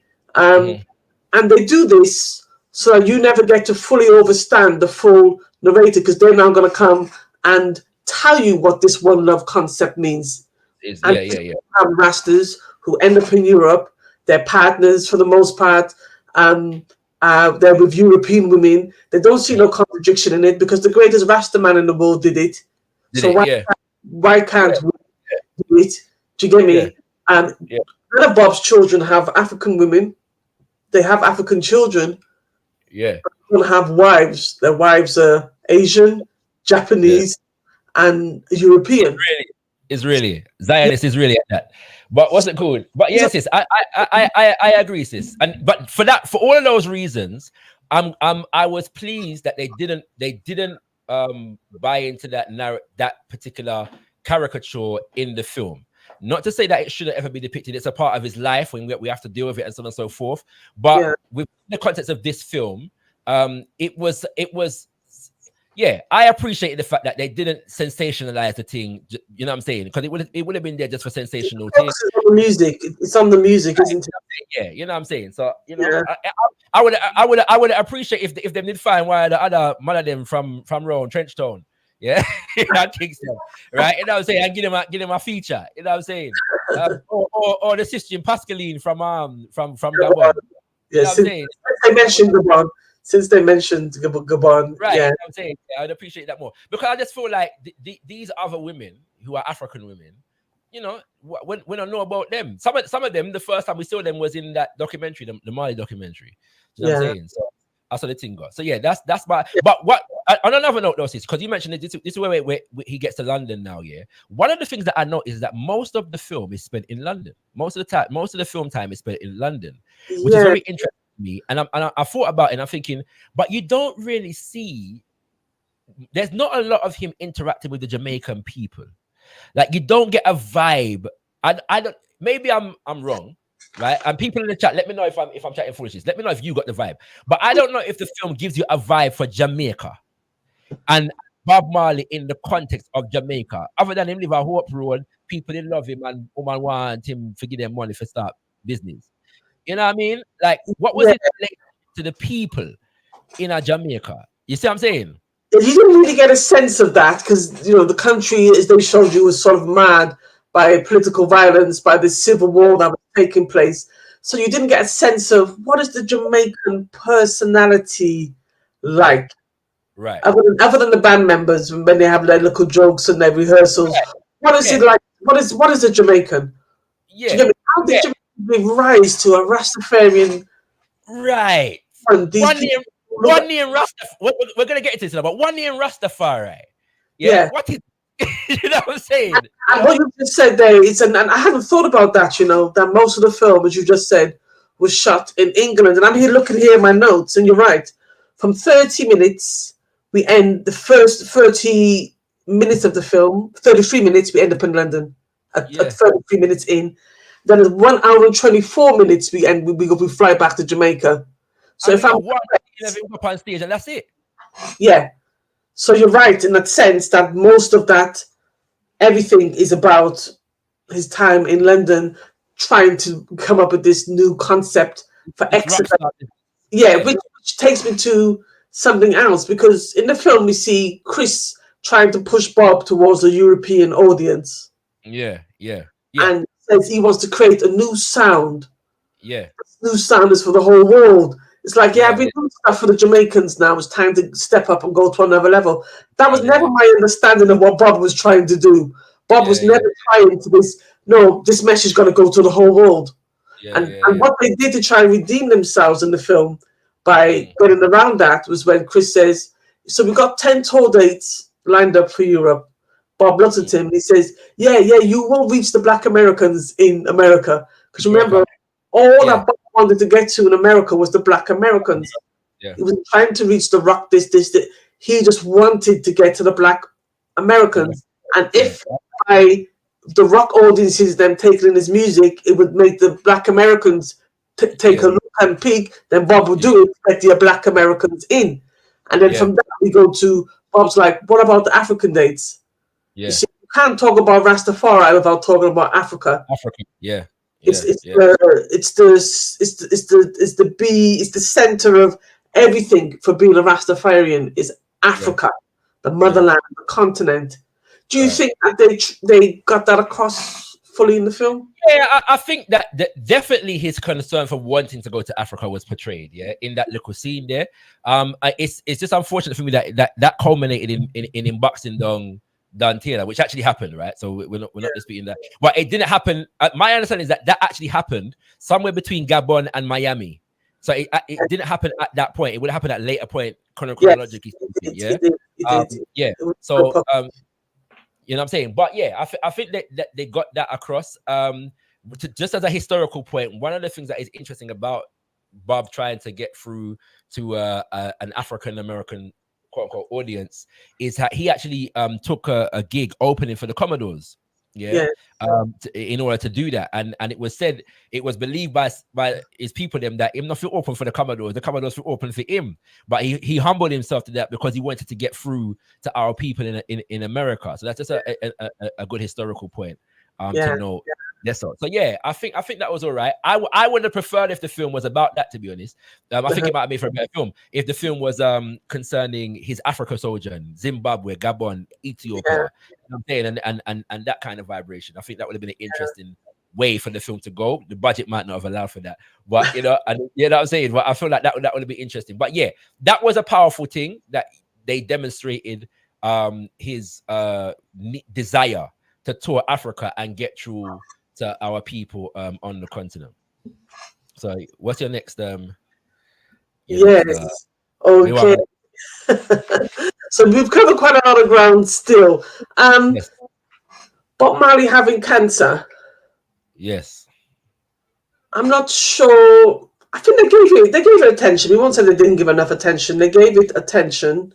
But I think what they could have shown is that the Wailers did take a lot of care to help him heal the foot. A lot of attention went whilst he was in London with the eating, the resting of the foot, the treating the foot, the bathing the foot, the dressing the foot. A lot of care and attention was from his friends when it came to the treatment of when he found out that he had cancer. There's a scene there where he's in the doctor's office. He talked about the 2 sevens clashing. What did you make of that? And the doctor's I was wondering. Now this is at least this is something that they actually took time to put some context on, right? Because he asked him what he said. It's a quote from Marcus Garvey. Yeah. So I was wondering whether that was historically accurate though, because I'm not sure if that's historically accurate in terms of it's not something I've heard. I mean, we know it's a Joseph Hill culture reference when the 2 sevens clash. But I couldn't see why you're talking about cancer. The doctors giving you but they were trying to that he was bringing a Marcus Garvey prophecy in terms of the tribulation that he was experiencing at that time. That's what he was saying, because by the way, there's not too much evidence that Marcus Garvey actually said anything about 2 sevens clash, but this is the legend that has come true, and as Sister Ankhobia has said, Culture, aka Joseph Hill, done a whole album based upon the concept, 2 sevens clash. All right, but the idea is that Bob Marley is supposed to have prophesied something about the 70s, and anybody who can make it through the 70s will make it through anything. And the 2 sevens clashing was supposed to be some significant symbolism of what the Jamaican people are going to go through in terms of trials and tribulation. And so I think that what they were trying to do is bring that Marcus Garvey prophecy and make it personal to Bob Marley in terms of what he experienced at that time. That's what I think they're trying to do. Okay, I see that. I noticed that they steered clear of any CIA involvement in the potential involvement as to whether or not they gave him cancer. The records of, I think Timothy Wright documented very well in his book. He documents how the CIA followed Bob Marley around to various countries one after the other. But it's totally in the film. You don't even get a hint of it, not even a whiff. They stayed away from the CIA completely. Yeah. Now here is the problem. No, actually, there was one line in at the beginning of the film where he's doing the press conference. Where somebody throws out CIA agent, yeah, or something like that. All right. Now here is the problem. Yeah, this is a thing that I noticed. And I'll read something in a second on this point. You know what? When I said that the narrative, the film lacked narrative, that it lacked a story being told, so it just ended up looking like a sequence of a collage of scenes. Yeah. Yes. Because of the fact that they voided a lot of the context for what was going on, the story was lacking. Right. So even in so for example, the narrative is about Bob being shot, exiling in London and coming back to do this One Love Peace concert. That entire narrative doesn't make any sense outside of the context of Jamaican Labour Party, People's National Party, political violence. Yes. Right? You have to tell the story of the political violence properly for any of that to make sense.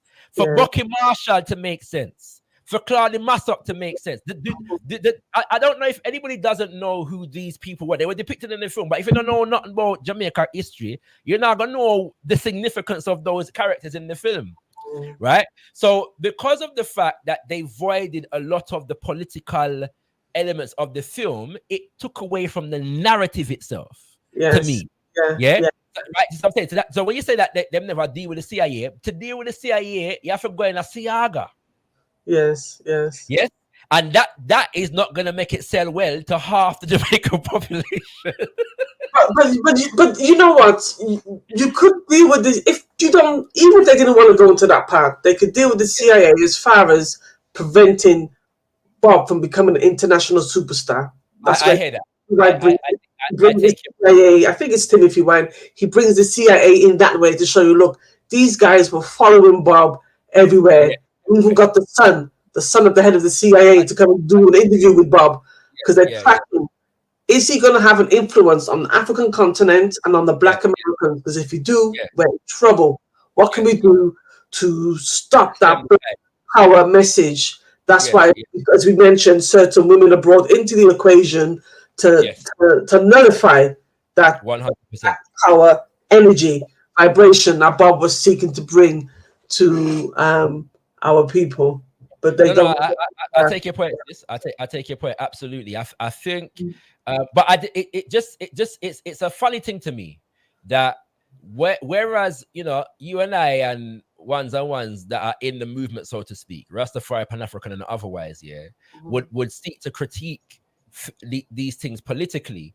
And funnily enough, it's the actual lack of politics in the film that detracts from the story, like from the actual narrative, from a creative point of view. Yeah. And I'm saying, give me a sec. I'm gonna read something for the people, sis. Okay. Yeah. Just to flesh out the point that you're just making there. Yeah. And so if you don't understand the history and the politics of Jamaica during that period, these things were not effectively depicted in the film, as in my humble estimation. You knew that there was political violence, civil war, but what was it about? How did it come about? Right? You see what I'm saying? And why was there a need for oh man, hold on there. I did wrong something. Open up. Hold on there. Give me 2 seconds, sis. I'm gonna share something again because I've opened up the wrong thing, and I think I've got something where the points are noted. Oh, there we go. Okay, I think I found it now. Yeah, no wait there. Hold on there. Hold on. Forgive me, brothers and sisters. We're getting there. This is live, I just saw the thing got some time. But I want to, again, it's important that we do these reviews just to give some context, for what I go on in these films and these narratives, So for some people, I was speaking to my daughter, Yeah, and because you don't know our own name, Claudia Massop. Yeah, like their role in the film is not making complete sense, and so that suggests that there's a narrative issue, there's a storytelling issue in terms of explaining who these people are, what are their motivations, are all them. Yeah, so And let us go. 100%. Just to add in something there, my nephew, I took quite a few of the children came with us, and several adults. My nephew's 15, and I says to him, "What did you make of the film?" All of the children actually said it was good. Yeah, But he put a button there. He says, "But Auntie, I got a feeling if I knew more about Bob's story, I wouldn't like the film." I've never had a right, conversation with him about Bob yet, and he's a right, 15-year-old who picked that up. right. You know, it's like it's mildly entertaining, isn't it? But as if you're trying to learn something about Bob Marley, you know what I'm saying? Like I don't know if if it was effective, and telling more of the story of Jamaica's political environment could have added so much to even making sense of Bob Marley himself. Yes, Absolutely. and his motivations. Yeah. And So the contradictions would make sense too. right, exactly. Yeah. So this is from a paper called I'm showing the title of the paper, called Edward Siaga and the institutionalization of thuggery, violence, and dehumanization in Jamaica. Yeah. By Horace Campbell. Yeah, he's a well-known Jamaican scholar. All right. So from reading under the subheading, Edward Siaga and the anti-communist the anti-communist champion. Yeah. So again, you have to be conscious of the fact that America at this time is in the Cold War. They're hyper vigilant about the spread of communism in the world, and they are judging and engaging in intrigue into various different nations based upon even the mere suspicion that they may be influenced by Russia in particular and Cuba. To a lesser or greater degree, depending on whether they were looking at the Americas or not. Yeah. And so during the 1970s, Henry Kissinger, Secretary of State and Defense Secretary at different points in America, traveled to Jamaica because the American government is not happy with the fact that Michael Manley, who is the then prime minister, is engaging in favorable relationship with Fidel Castro of Cuba, and Cuba is a socialist nation. Yeah. So Kissinger sails to Jamaica, and this is where I'm going to read from in terms of Horace Campbell's article. In his meetings with the Prime Minister, Michael Manley, Kissinger warned Jamaica to limit its support for the Cubans in Angola. And diminish its relations. Now that's a whole story in and of itself, right? So you see how much history is in the world in this. Why are there Cubans in Angola? Yeah, fighting. All right. And diminish its relationships with Cuba. Kissinger held out the promise of 100 million US for the Jamaican economy if Manley agreed to distance Jamaica from the non-aligned movement. The non-aligned movement is the movement that says we are not on the side of America, we are not on the side of Russia, but we want a vibration. Yeah, we're not in trying to be allies of any of these Cold Warring factions. Yeah, and so America was a significant aggressor against people who didn't align with them against Russia. Yeah, from if Manley agreed to distance Jamaica from the non-aligned movement and from African liberation and from Cuba. When the Prime Minister of Jamaica disagreed, and by the way, Michael Manley had to disagree because there were elements of the PNP, the People National Party at the time. Basically, he would have had no credibility with them if he didn't disagree with Kissinger's dictates at this moment in time.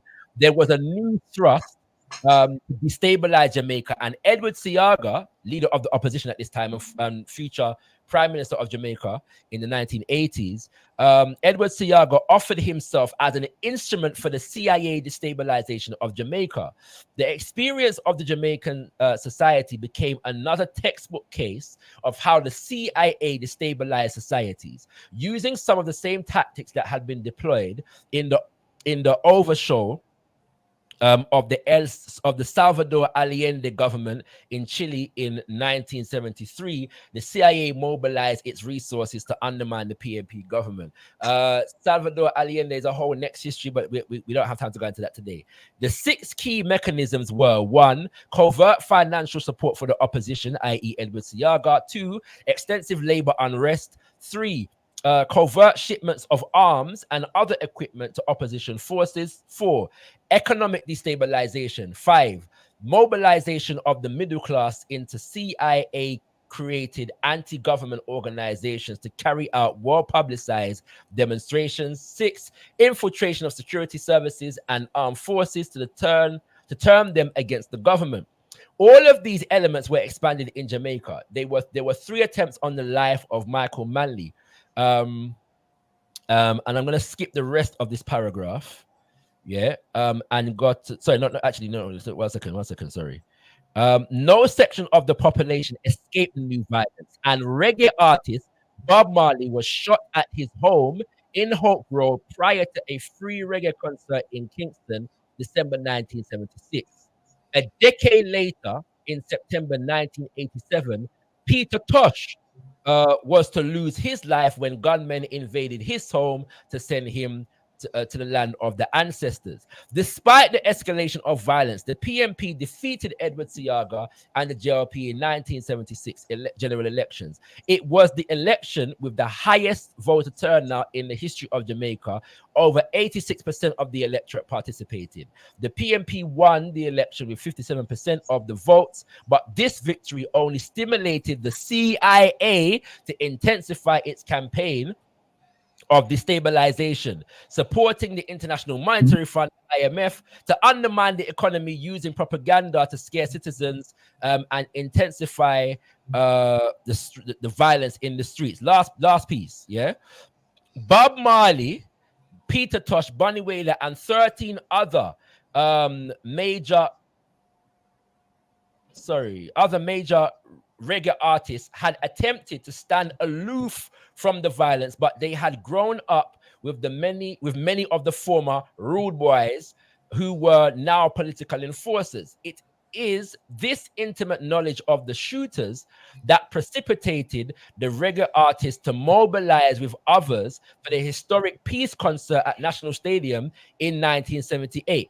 This peace gesture, which brought together 16 of the most well-known reggae artists, was at the other end of the plans of the CIA for Seaga and for Jamaica.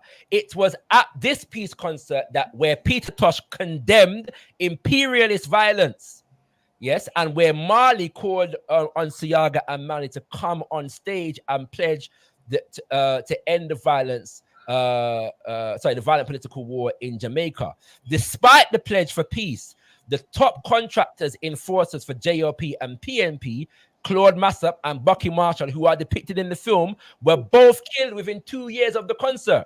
And the explanation that he gives for this later on in the article is that basically them coming together to have this peace concert, they were going against the dictates of their handlers in the government, PNP and JLP, and the CIA, who was addressing them both, right? So even the gunman them started to defy the CIA dictates and end up dead.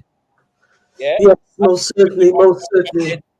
Of their defiance. The point I'm making is there's so much context that was not in the film that not only would have added to the political elements of the film, but just the story, right? Just the narrative itself. Yeah. You know what I mean? Because there's a point in the film where you see Bucky Marshall and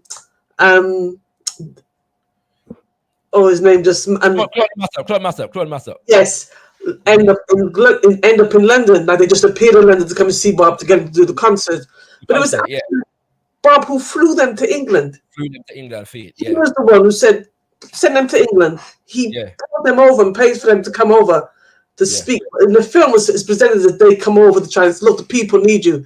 He's the one like, come, I want to do something about this violence. Let me send for you. I'm going to pay for you, and let's reason how this can be done. But you're right, that context is so vitally important. Yeah. It's like I said at the beginning, the film lacks glue. And that is glue we need to hold all of these other disjointed pieces, like you said, these different Together. scenarios just popping up. What's the glue that holds all of it? It's that very context that you've just read there. That very context, as well as elements of the pressure this is putting on Jamaican people, everyday life. Those gunmen coming to shake a Bob, shoot Bob for the first time. It wasn't the first time that Bob had come across bad men. Bob used to get shaken down quite often at Hope Road. Some man would come in and deal with him and say he let off the money. And he would have to let off the money. And he knew most of them from growing up in Trenchtown, right? But the issue that comes back to another point is that we just mentioned a minute ago in terms of the depiction of Bob in Jamaica, like that context and addressing that context among the people, because Bob was known even when he lived at Hope Road for just drive go a Trenchtown, and just jam and just reason with the people them and just be around among the people them. A scene, just one scene, depicting that could have depicted so much of the context and the motivations of Bob and the people of Jamaica and his relationship to the people of Jamaica, rather than him just driving through everybody, Bob, and he's with the kids. Bob. And but where they could have put that, then waste time. I fly him through Europe, Belgium, and Germany and France. On stage. And also, there's a very important point in the film that I think could easily be taken out of context when Bob got shot. He said, I can't believe my own people would do this to me. To the non-African who's not familiar with any of the context and the history, that reason, how could my own black people shoot me? That is not what Bob is saying. He's saying the people that I grew up with in the ghetto, how could they come and shoot me? And this is why context is very, very important.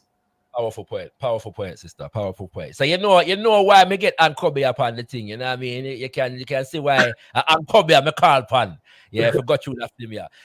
Where you want to go next? By the way, we're coming up on 2 hours. So do let me know when you need to depart. Yeah, I'm easy. Family. If you want your comment read out, please at gotkushTV, so I know you want your comment read out. And if we have time, I'll put out the link there for ones and ones who may want to come through, share a thought, ask a question, seek some clarity, cost with respect. You know what I'm saying? And all them things there. Feel free to stay around for that as well. Go ahead, sister. Yeah, please do, please, because people are messaging me, and please, as the brother just says, at gotkushTV. Yes. Go onto the channel. Don't message me. I can't read anything out. I'm not going to read anything out. Let the brother have the opportunity to read out what it is you want to say. Come through and let's reason, like how we did one time in our community when the phone lines would be jam. I know it go. But just to explain, so people don't think I'm just being anal. What happens is, a lot of conversation takes place in the chat. So it makes it easier for me to sift through the comments because people have their own comments between each other, own debates between each other. So it makes it easier for me to sift through the comments when I know you want your comment read out. So it just gives me an idea. If you at gotkushTV, I know that you want your comment read out. All right. We're not asking for the no super chat. You don't have to pay for it. Just at gotkushTV, so I can identify your comment differentiated from the rest of the reasoning we're going in the chat. Go ahead, Sister Ankhobia. Where you want to go next? Rastafari. The old text in the film. What is it you want to take away from this about Rastafari? Is Rastafari now going to see a new influx of converters to their movement? All right. Take away from that.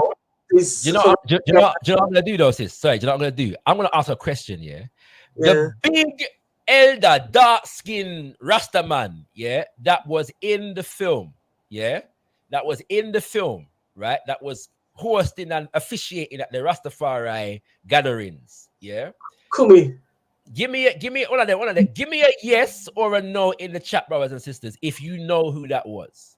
Give me a yes or a no in the chat if you know who the big black dark skin, Natty Congo Rastaman who was advising Bob and hosting the Naya Bingi, that Rita took Bob to in the film. If you know who that person is, give me a yes. If you don't know, give me a no in the chat. I should also say we are taking your vote. Sorry, we're taking your votes in a poll in the chat in terms of what you rate the film. Yeah, what you rate the film. So, and I'm going to announce the results of this at the end of the show. And myself and Sister Ankhobia, or you may already be getting an idea of where we're going to go, but we're going to give our rating out of 10 on the film also. But give me a yes or no if you know who that person was. Yeah. Okay, we've got a no. We've got a was it. Somebody asking if them know who it is, if it was just a particular person. We're not gonna say the name right here now. So yeah, keep coming, family. But before we get to the individual in question, Sister Ankhobia, what was your perspective on the Rastafari portrayal in the film?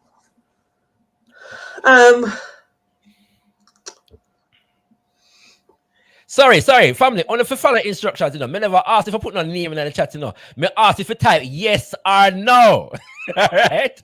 Yes or no. If you know a who, type yes. If you don't know a who, type no. And that we say. All right. So yeah, go ahead. Go ahead. Yeah, the Rastafari. I didn't think, other than the scene that you've just mentioned, yeah, with Rita and Bob going to the groundation when they were young, yeah. You didn't really get because it was just like little slogans with Right. like when the film opened and Yeah. when Bob was talking about, you know, Hail Selassie, Rastafari, and then when the brother comes and seeks Bob's forgiveness after having shot him, you know, I can't redeem yourself. I can't redeem you. You have to redeem yourself. Rastafari is peace and love. It's all of that. It's those slogans again, isn't it? That we get. Even though it is a good scene with the groundation, because I've seen the actual videos of what those groundations were like, and if you haven't, just go and look up Dungo in Jamaica back in the 60s and the 70s. It was a whole nother level. And you could see why in those groundations, man would come out and pen some of the most amazing songs ever to come out of Jamaican musical history. You can see why it was so spiritual when you see them reasoning and prophesying. Now you talk about Babylon in the film, but again, what is Babylon? Babylon at that time is not just about those who do wrong versus those who do right. Babylon is the entire Western imperialist, globalist system. That's what Rastafari is. Yeah. So again, they don't bring that into the film because people would think, "Oh, that's a bit hateful or whatever." A problem with the Westerners, but again, because you're not getting the history of the context as to why Jamaica gave birth to a Rastafari movement and why it was so necessary to have such a movement to oppose the British colonial imposition, the cultural imposition, historical imposition, everything, the church, everything. You've been colonized by a country for several hundred years, and that country dictates your every move. That country is telling you got no history. You come out of nowhere. You're nobody. Anything you do must be to serve the crown. Come and give up your lives in World War I, World War II. And you're country slave. Every time the royal family comes, you got to get out your children, dress them at the best, and skin your teeth and wave British flags. Yes, sir. So you can, and so without the understanding that, why would the Rastafarian movement come up? The movement to oppose. This is the coming back within us to oppose that imposition of a foreign culture. That imposition of a foreign paradigm on us. Rastafari comes to push it back. We know who we are. Do you know what I mean? We know our history. And as Bob said, we are confident in the victory of good and evil. Who's doing the evil? The evil is Western imperialist governments. That's why there's a point in the film towards the end where Bob at 1 hour and 5 minutes where Bob says to Rita, sits down with Rita and discuss his plans to move back to Africa. Why would you got all this success you're about to come to? Why this urgency to go to Africa? Because Africa was the homeland, his father's lands. listen to the song Babylon System.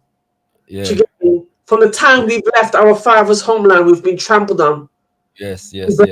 Babylon System is a hey, I can't speak proper, but you know what I mean? Babylon System is a vampire Yes, I. sucking the blood for us. Yes, I. I mean, Building church and university. graduating Deceiving people continually. Graduating thief and murderer. Yeah. Sucking the blood of sufferer. And that we say that. Yes. And that's why we have today, because we have to tell the children the truth. And because Bob told the wealth was in Africa. You ever hear Bob have a discussion once about when he gets to Africa, when he builds his studio, the doorknobs are going to be gold. Yeah. So that means his passion, his love was for Africa, and that's where he wanted to settle. That's where he wanted to finally be near his father, Ethiopia, Haile Selassie, Emperor Haile Selassie. So to answer the question, I don't think. Well, I don't think those elements of Rastafarian didn't come across at all. So you're left with just a few snippets of the ideology of Rastafari, but it can't take you anywhere. It's not going to take you anywhere. It's not going to liberate you. You're not going to leave the cinema thinking, right, what's my next move? You know. Right. What about you? What about you? How did you see it? Similar. First of all, let's get to the chat, because so we've got a few no's, one yes, as far as people, two yeses, as far as people knowing who that character actually was. Yeah, and so that man, as you said, is Mortimer. Yeah. Yes. Yeah.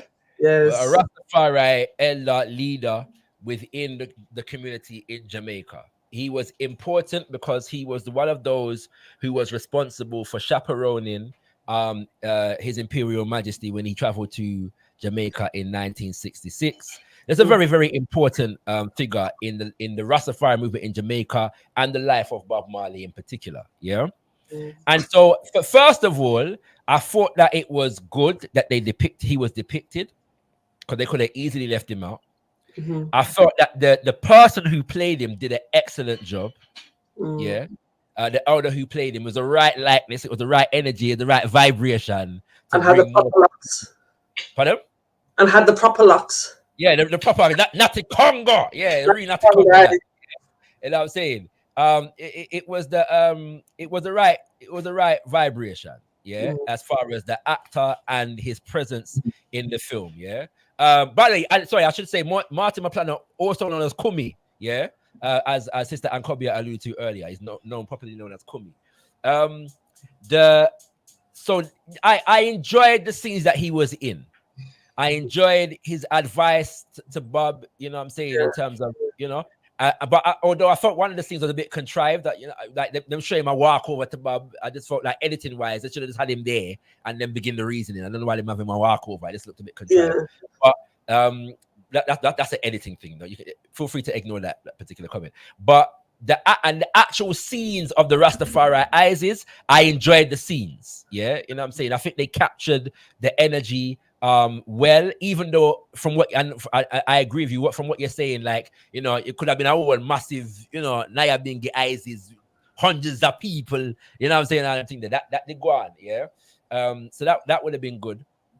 But I enjoyed those scenes, and I'm susceptible to a Naya Bingi vibration. You know, it never fails to put that in a men's, you know what I mean? So, you know, you give me that, you know, there's an energy that I'm gonna gravitate towards. At the same time, as you said, the motivation of Rastafari and Bob and Rita in particular, in terms of their embrace of Rastafari, was very lacking. It was very shallow. Yeah. In terms of what the movement represented. Like you say, you know, you put in two proverbs, you know, who Jah bless, no man curse, you know. When I deal with no white God, black man God, and you know, that was the closest they got to anything. Yeah. Right? You know. You know what I mean? His Majesty is a father for a father and all them things there. You know, these things are, it's very generic, yeah. You know, redemption and one love, you know, Rastafari is one love, you know what I'm saying? Them thing there. But the fact that, as Muta Baruka said, Rastafari is a black power movement with a spiritual cultural nucleus. Yeah. The force and the role of the Rastafari movement within Jamaican society and how it represented a counterbalance to the political violence, which was actually the backdrop of what the film was actually supposed to be dealing with, yes, was not in there. Yeah. And I think that was substituted for the sake of highlighting this father thing, that His Majesty was the replacement for Bob sperm donor. Yeah. Which I think which is why I think that narrative is problematic. Not necessarily because the embrace of His Imperial Majesty didn't play that function for some people, as in terms of looking at a man as an ideal father figure, but that narrative tends to put it this way: they tend to use the personal to negate the political and the cultural and the spiritual. If that makes sense, right? So the idea of Bob finding Haile Selassie as a father kind of takes precedence over Rastafari as a black power movement, right? Yeah, You know what I'm saying? And what it meant to the people as a black power, because everybody will cite Rastafari never look for no father.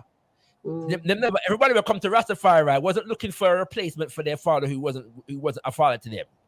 People gravitate to Rastafari because it was addressing the spiritual, cultural, political, and economic realities of the people of Jamaica and throughout the Caribbean and the world.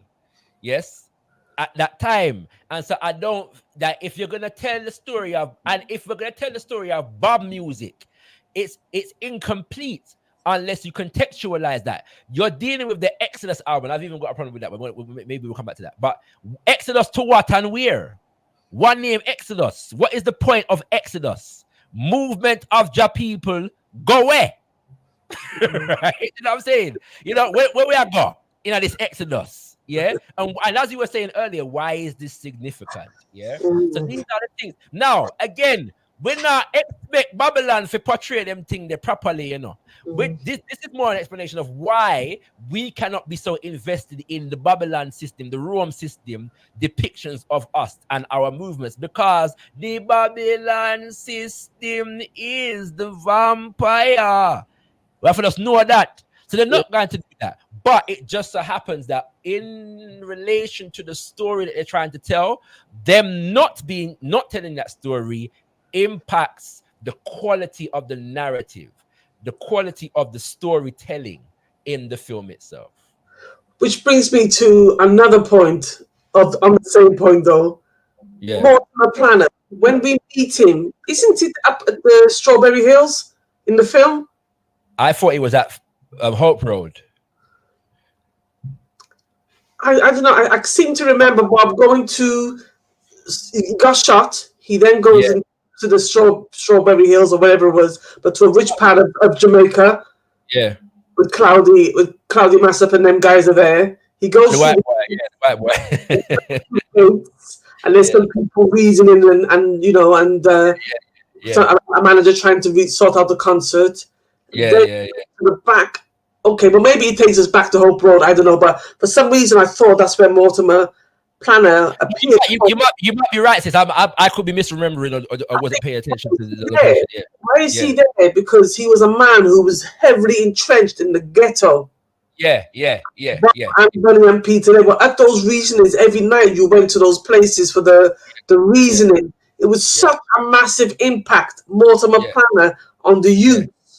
Yes, you know, and there's something else that could be brought up here.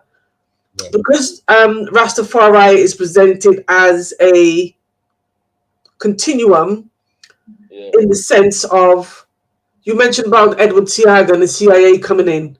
You see, some people may not overstand the Nyabingi element of Rastafari and the 12 tribes element of Rastafari, and why you see certain behavior being allowed in one section of Rastafari and not in another section of Rastafari. Again, maybe that there wasn't place for that to, I wouldn't expect that to be in there, but just for ones listening, it helps to understand the impact that the CIA went to have on the Rastafarian movement. Yes, sir. And Bob was a Charles tribesman. When you read Rita's book, if you read Rita's book here, I wish she never chose that cover. She could have. I'd have got a much better cover for the book if I was doing the book for her. But if you read that book, Rita says she was not into no 12 tribes, nothing. There was into so much mix up. She don't deal with mix up. She says in the book she was strictly into Naibingi. Bob was into 12 tribes. And so there are some people who's, again, I don't want to offend anybody who may be a 12 tribes member, but there is some very strong history with regards to the leader and the brother who started the 12 tribes, as to where he came from, how we got there. And I don't want to get into that because it's very controversial. We're not here for that. Another story for another time, you know. Another story for another time. But it was touching. It was moving. How, because for those who are not aware, and this is another thing, like, so when Haile Selassie came to Jamaica in 1966, Bob Marley was in America, with his mother. And so whereas all of them were citing Rastafari to varying different degrees, by the time he got back to America, Rita Marley, Peter Tosh, Bonnie Wheeler, and a lot of the other people that were around him were already on the Rastafari trod. And so he comes and joins them within that context. But Bob Marley was exposed to the Black Power movement whilst he was in America. Yeah, that's another element of the thing that needs to be told. So he brings that back with him to Jamaica to add to the Rastafari energy that was already being embraced by his people. Go ahead, sis. There's a famous interview that Bob Marley did with the British Sun newspaper back in the late 70s. And in it, they asked Bob, what is your ideal kind of woman? And he says, my ideal kind of woman is Angela Davis. Davis, why would you, Angela Davis? He says, because she's a strong Black woman. She's a revolutionary freedom fighter. That is my type of woman. We then go on to ask him some other stuff, which I won't mention because in today's terms will be very controversial. And he buns them in the interview. You've never seen that interview anywhere. But if they did, Bob would have a lot to answer to certain communities outside of the African race. He would have a lot to answer to, believe me. But in fire, bun them like mad. He went mad with the interviewer for asking him certain questions. But so I'm saying that to touch upon the point that you say when he went to America, he was exposed to the Black Power movement. It was that's just some historical context, you know what I'm saying. Again, the runtime 1 hour 47 minutes. You're not gonna have time for getting them.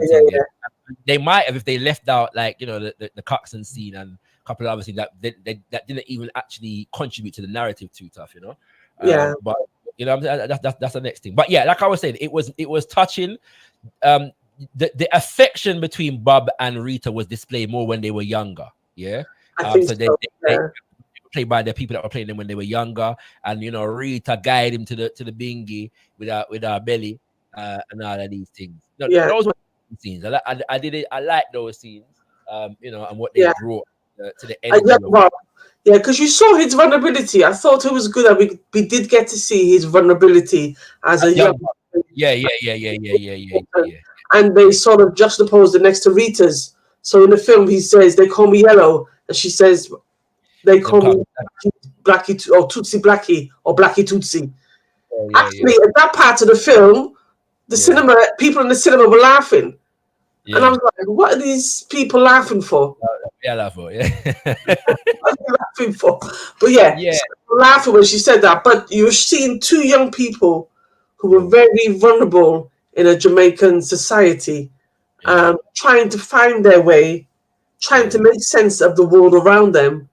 And they've both been gifted with amazing musical talents. Yes, sir. And how they bring them together with others like them to bring something amazing, beautiful, and wonderful to the world, and with a strong message for us as a people. Yes, you know what I mean? So other than that, I'm not sure what Rastas or anyone is going to take away from it in terms of people are saying, "Oh, you're going to see a rise in people wanting to be Rastas now and everything." I'm like, I don't think so. And I would hope not, based upon what they actually depicted of Rastafari. I would hope not. You have to find some different reasoning. I want to guide people to a Mutabaruka interview or something. You know what I mean? Forget some Rastafari groundation. Did you see Muta in the film? Yeah, man. Yeah, I mean, know Muta, you're a man, you know. So, how did you feel like Muta was in the film? Yeah, I enjoyed seeing the film. I enjoyed it. yeah. It was interesting. It was interesting to see him there because he moved up. Remember, Bob used to sit down No, and yeah, read. yeah. Him don't know, Bob. Was he wearing shoes? No, He wasn't. Are you sure? 'Cause I didn't look and I thought, wait, is he wearing shoes? Come in there, I don't recall. I don't recall seeing him wear shoes, but I know he says he's only got one pair of shoes in his whole life that he owns, and he doesn't Right. wear. He doesn't wear them in any case, but he only got one pair of shoes that he Yeah. owns, but he doesn't wear them. But It was a nice one, you know what I'm saying? There were other people that were important to the life of Bob, and for people that were saying that they didn't employ any Jamaicans, like most of the other cast, apart from the leading cast, were actually people were born and grew in Jamaica. apparently, they employed 2,000 Jamaicans. That's a lot of people to get a film done, Yeah, a lot of people. and they spent 17 million to put the production together and everything. That reminds me, I did want to make a point at the beginning when we were talking about the people complaining about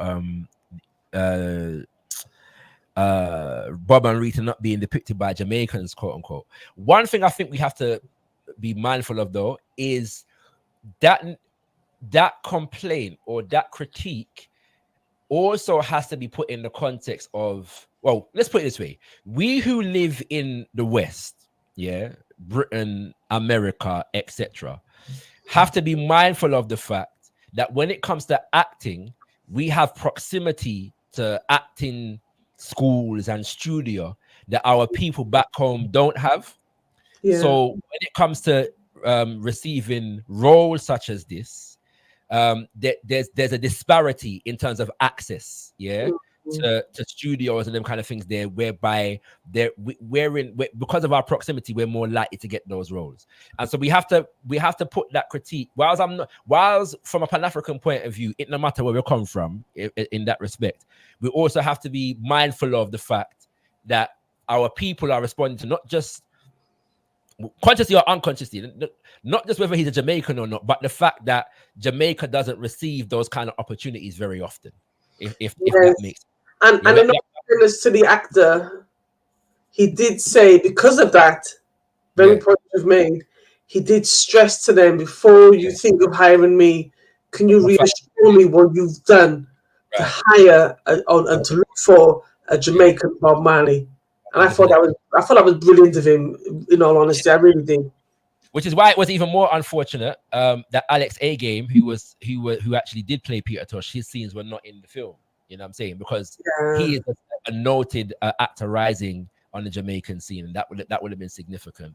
And it's hard to comment on why Peter was taken out and certain other people, because we don't know what the scenes were. What the scenes involved. What was the editorial decisions that were forcing them to cut certain persons? We're not aware of that background information, so it's hard to comment on that. In that. All right, so where you want to go next? And by the way, I'm ready to put out the link and invite people to come live. You know, when you're ready. Yeah, I want people to come live. I want them. I'm seeing some comments in the chat room, and I noticed, folks, you're being very careful not to put at gotkushTV, because you know me. They know I read out the comment there. That's absolutely them type of comments if you're going to come on. Please, if you can. It's not going to punch you down on that. We just want a reason. And we're learning from you too as well. So we're learning, but all of us are learning from each other. So please, at gotkushTV, I've seen some comments. I would like an explanation for some of those comments, reasoning and thinking behind them as to why they're being said. Let's work this out as a community. 100% family. So sister, you can't put nothing past Sister Ankhobia, you know. You try run and hide, from the thing. Yeah, she see you. All right, so you have to come through. She say you're running and you're running and you're running away. You can't run away from yourself, you know. You must just come through. Click the link and come through. So the link is in the chat, family. The link is in the chat. And you can click the link to come through and interact vocally, verbally, live with myself and Sister Ankhobia right about now. So feel free to do so, family. You can also continue to use the chat feature, but if you want your comment to be read out, please at gotkushTV, as the instructions suggest, as it's scrolling across the bottom of the screen, so that I may be able to differentiate your comment from those that is based upon comments that are discussions that are happening among people in the chat. All right. Speaking of Imhotep earlier, sorry, sister, I'm coming. Imhotep earlier posted a link to a Bob Marley, a Marcus Garvey playlist. So I'm not even sure what that is yet, but we'll get back to that at some point. But give thanks. Yeah. Anthony was just greeting myself and yourself, Sister Ankhobia. greetings, And Sister Kushti has said, "You spoil us with this queen tonight. We give thanks." Yeah, so she's giving thanks for your presence. Thank you. Yeah. So thanking Kushti for that commendation right there, sir. Right. So the link is in the chat, family. Sister Ankhobia is on smoke. So if you want it, come through. Yeah. And what I'm gonna do also is that I'm gonna end the poll now, and I'm gonna pin the link to join the conversation to the top of the chat. Yeah. So I'm gonna end the poll. And I'm gonna announce the results of the poll shortly. Yeah. All on there. Let me just end the poll. All right, so somebody has come through. I'm gonna bring them on now, and then I'm gonna end the poll and pin the link to join the conversation at the top of the chat so people can find it easily. Okay. We're going to the Bahamas. Greetings, Buana. What you say? Buana, you're muted, you know. Buana, you did there? So you come through, you're not saying nothing. You're muted, King. Okay. Buana, when you're ready. There you go. 1 2 1 2. Yeah, we can hear you now. Got you. Yes. Hey, yeah, hey, respect to you, Shakara. Respect to my sister, Ankhobia. Greetings, I remember when I was in the UK going to school, and I remember listening to Ankhobia do an interview with Muta Baruka. You know, so it's good to see a face and put it with a name now because okay. I remember your name. Yes. With respect to you. But what I would say is that in terms of the Bob Marley movie, my Jamaican brothers and sisters who criticized the fact that they didn't use a Jamaican artist, I would say that since this movie came out, there is a void left for a story about Peter Tosh. Yes. A story about the Whalers. You Yes. know, and that script has not been written yet. In fact, I'm waiting for the Jamaicans to make my Marcus Garvey movie. What's up with that? You know, you need to put the money up. Put the money up to make the movie so you don't have to complain. You'll be able to employ all the Jamaican people you want to. So I just feel like since this movie is out there, there is a void that's left, and there's a hunger to have that storyline come about. And I think that there are other stories that need to be made coming out of Jamaica. And since the Bob Marley movie has been made already, now it's time for the other stories to come out. So I would challenge my brothers in Jamaica to get busy with the storylines. You know, like I say, I'm waiting for the Marcus Garvey movie. I'm waiting for the Peter Tosh movie. But I'll leave it like that. Bless my brothers and sisters. I'll talk to you later. Give it thanks, King. Give it thanks. You know what? I did see a message, a post from Nyambi Tosh, Peter Tosh's daughter, and after she went to see the film, and she said, I think she was kind of indirectly responding to the backlash from Alex A Game declaring that his scenes were cut from the film. People were annoyed about that, understandably, but her thing was the story of Peter Tosh is our responsibility to tell. Yeah, and she had talked about them as the family. Yeah, so I would imagine that they have a desire to do that. And yeah, so we'll see how that one goes. What I will say though, in response to what Buana has said, the story of Marcus Garvey is not just a Jamaican story. Thank you. Yeah, it's not just a Jamaican, it's an African story to tell. Yeah. And even if we want to put it in the Caribbean, the whole of the Caribbean for tell that story there, because the UNIA ACL was all up and throughout the Caribbean, even the Bahamas where Buana come from, it did it. Yeah, so yeah, we look forward to that. I've heard some stories. There's at least one short film that is being planned on Garvey at the moment, and I know people who know the director and would suggest to me that project is in good hands. And there is a Amazon Prime, a couple years ago announced some Marcus Garvey series where they're gonna do, but that was actually based around Agent 800, which is like the story of the first black man to have been employed by the Bureau of Investigation, which is the predecessor of the Federal Bureau of Investigation, the FBI. Yeah, so that story is going to be like a Judas and the Black Messiah. It's told from the perspective of the sellout that was employed by the Babylon system, which is the vampire sucking the blood of the sufferer. So yeah, well, as and when though that series is released, I will definitely be doing a episode by episode review of it. Outside of that, I personally don't trust no Marcus Garvey film when me not right. Yeah, so be serious about Marcus Garvey, you know. So be serious about Marcus Garvey, and I wanna revise one of the words that Buana used. Yeah, him said we're not for complain. Right now, we're not complaining. No. I analyze, we are analyze. We're not complaining. I analyze, we are analyze. Yeah, and it's necessary for us to do that. And I hope that ones and ones appreciate the necessity of providing a lot of context. You know, go ahead, Sister Ankhobia.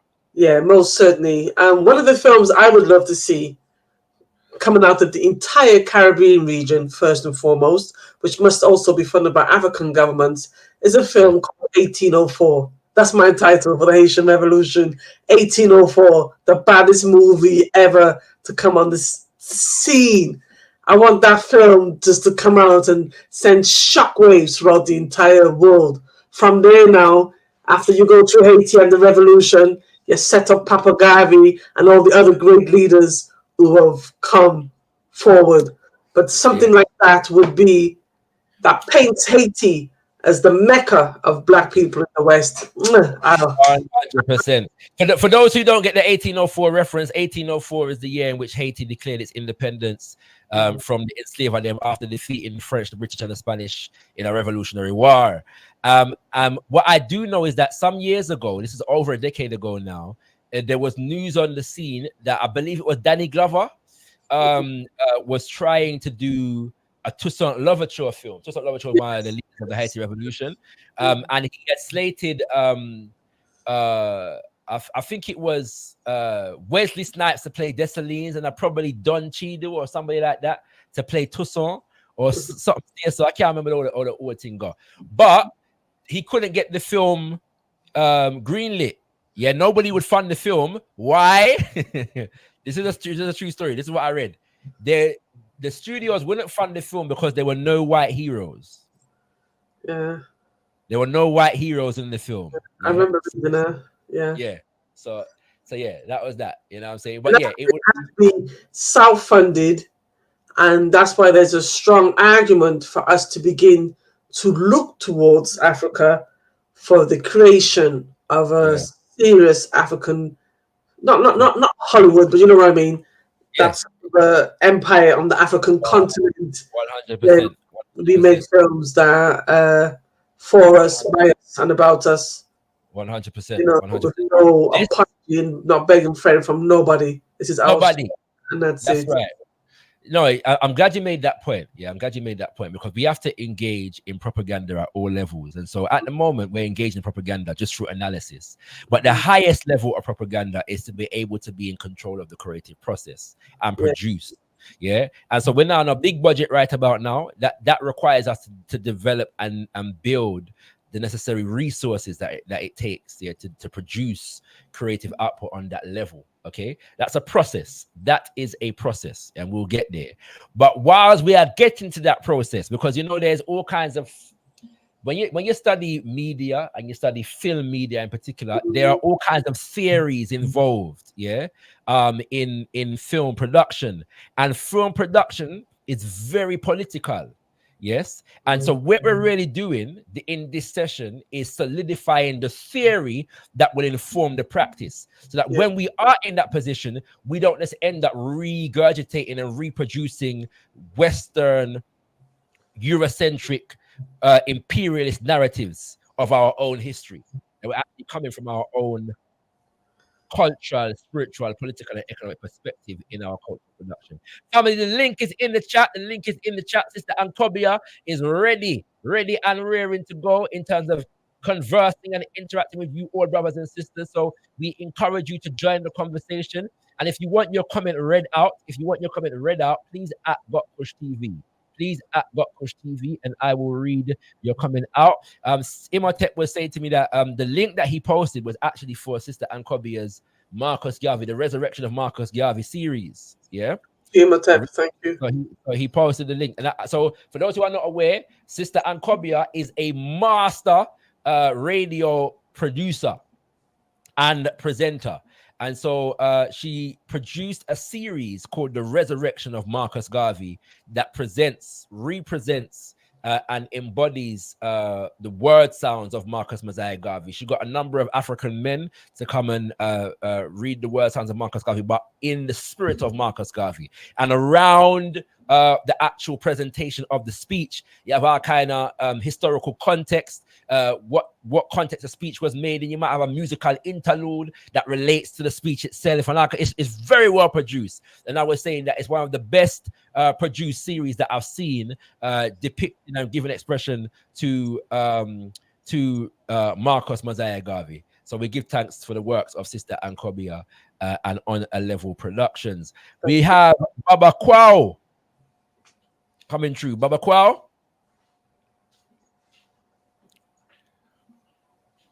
Baba Kwao, you're muted, so we can't hear you. Everybody have a problem unmute themselves today. So I go on. Baba Kwao, you're muted, so we can't hear you right about now. Please unmute yourself and you can come to Can you hear me? Yes, King. Giving thanks. Greetings. Yeah, so I put a question in the chat. I don't know, so I came in late, and I don't know if y'all discussed this, but so when you mentioned that, there's a Babylon portrayal of Bob, did you take into account that it was produced and endorsed by his family, particularly Ziggy and Sadella? And I also read that Rita produced it. So what are your thoughts of that? Yes, we did. But go ahead, Sister Ankhobia. I'll come in after you. Yeah, most certainly we did acknowledge that the family had a say in it. Not so much Rita, and I do want to touch upon Mama Rita a bit later when we come back, because I've seen some comments, even though they haven't come through. I just want to touch on a theme that I'm seeing coming through. But Mama Rita is wheelchair bound. She's paralyzed on the left side of the body, and if I'm correct, she can't speak. So she may put money on the table, but it's very unlikely that she had any say in it. She could only gesture here and there, but she's paralyzed from a series of two very serious strokes. So I'm aware of his children, Sadella and Siggy. We did touch on that, and that whilst they may think of themselves as Pan-Africanist, you see, they're trying to manage an empire in effect.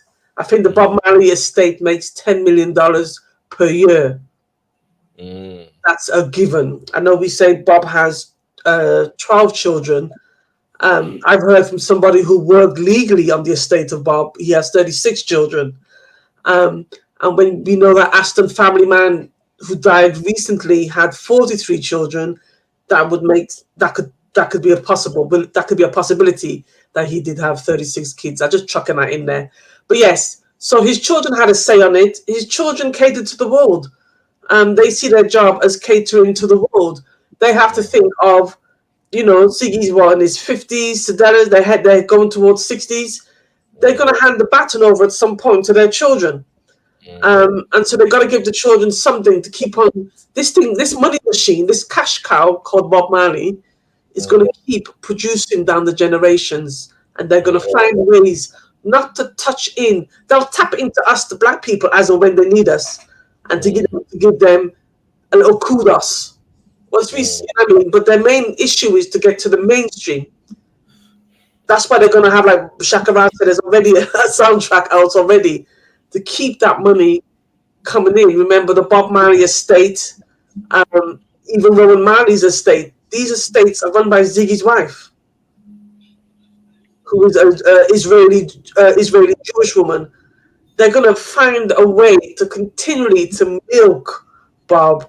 And so his children, they'd be happy. To them, they've done a wonderful, fantastic job. This is brilliant. They've done a great honor to their father. That's what I think they think.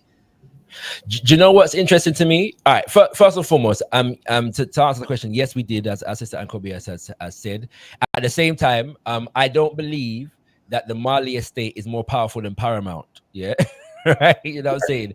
As far as the film industry is concerned. So once you make that alignment, yeah, yes, the people that are presenting this product, it's a commercial product. Therefore, we are dealing with Rome. Yeah. And other solid thing got. So we have to appreciate that. And as far as these things go, I know all of us to varying different degrees, you know, fraternize with Rome, the Babylon system to various different degrees, right? So it, you know, with that's not in question.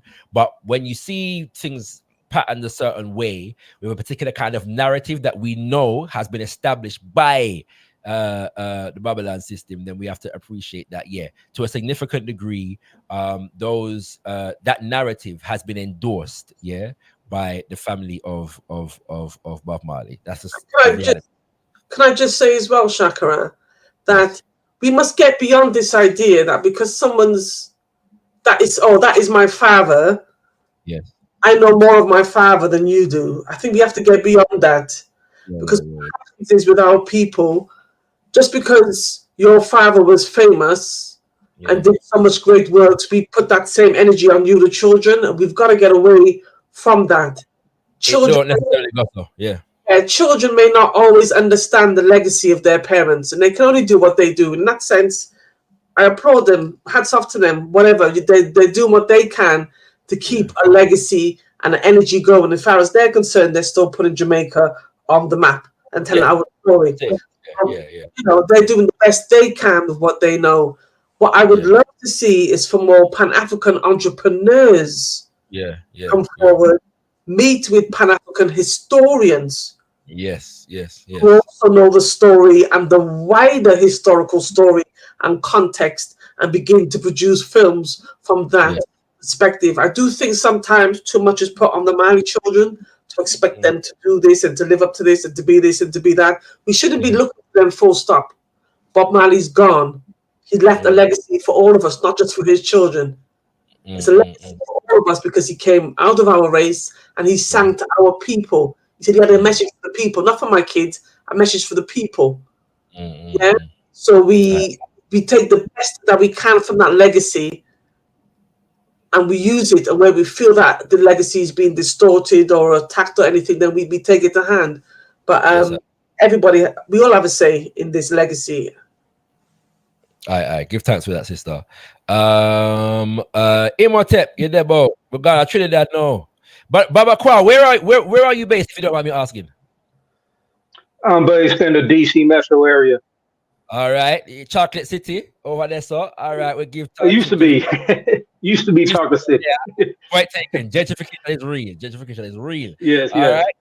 Give it thanks, King. So we've been from Bahamas to Washington. Now we're gone to Trinidad. Greetings, brother. Sit.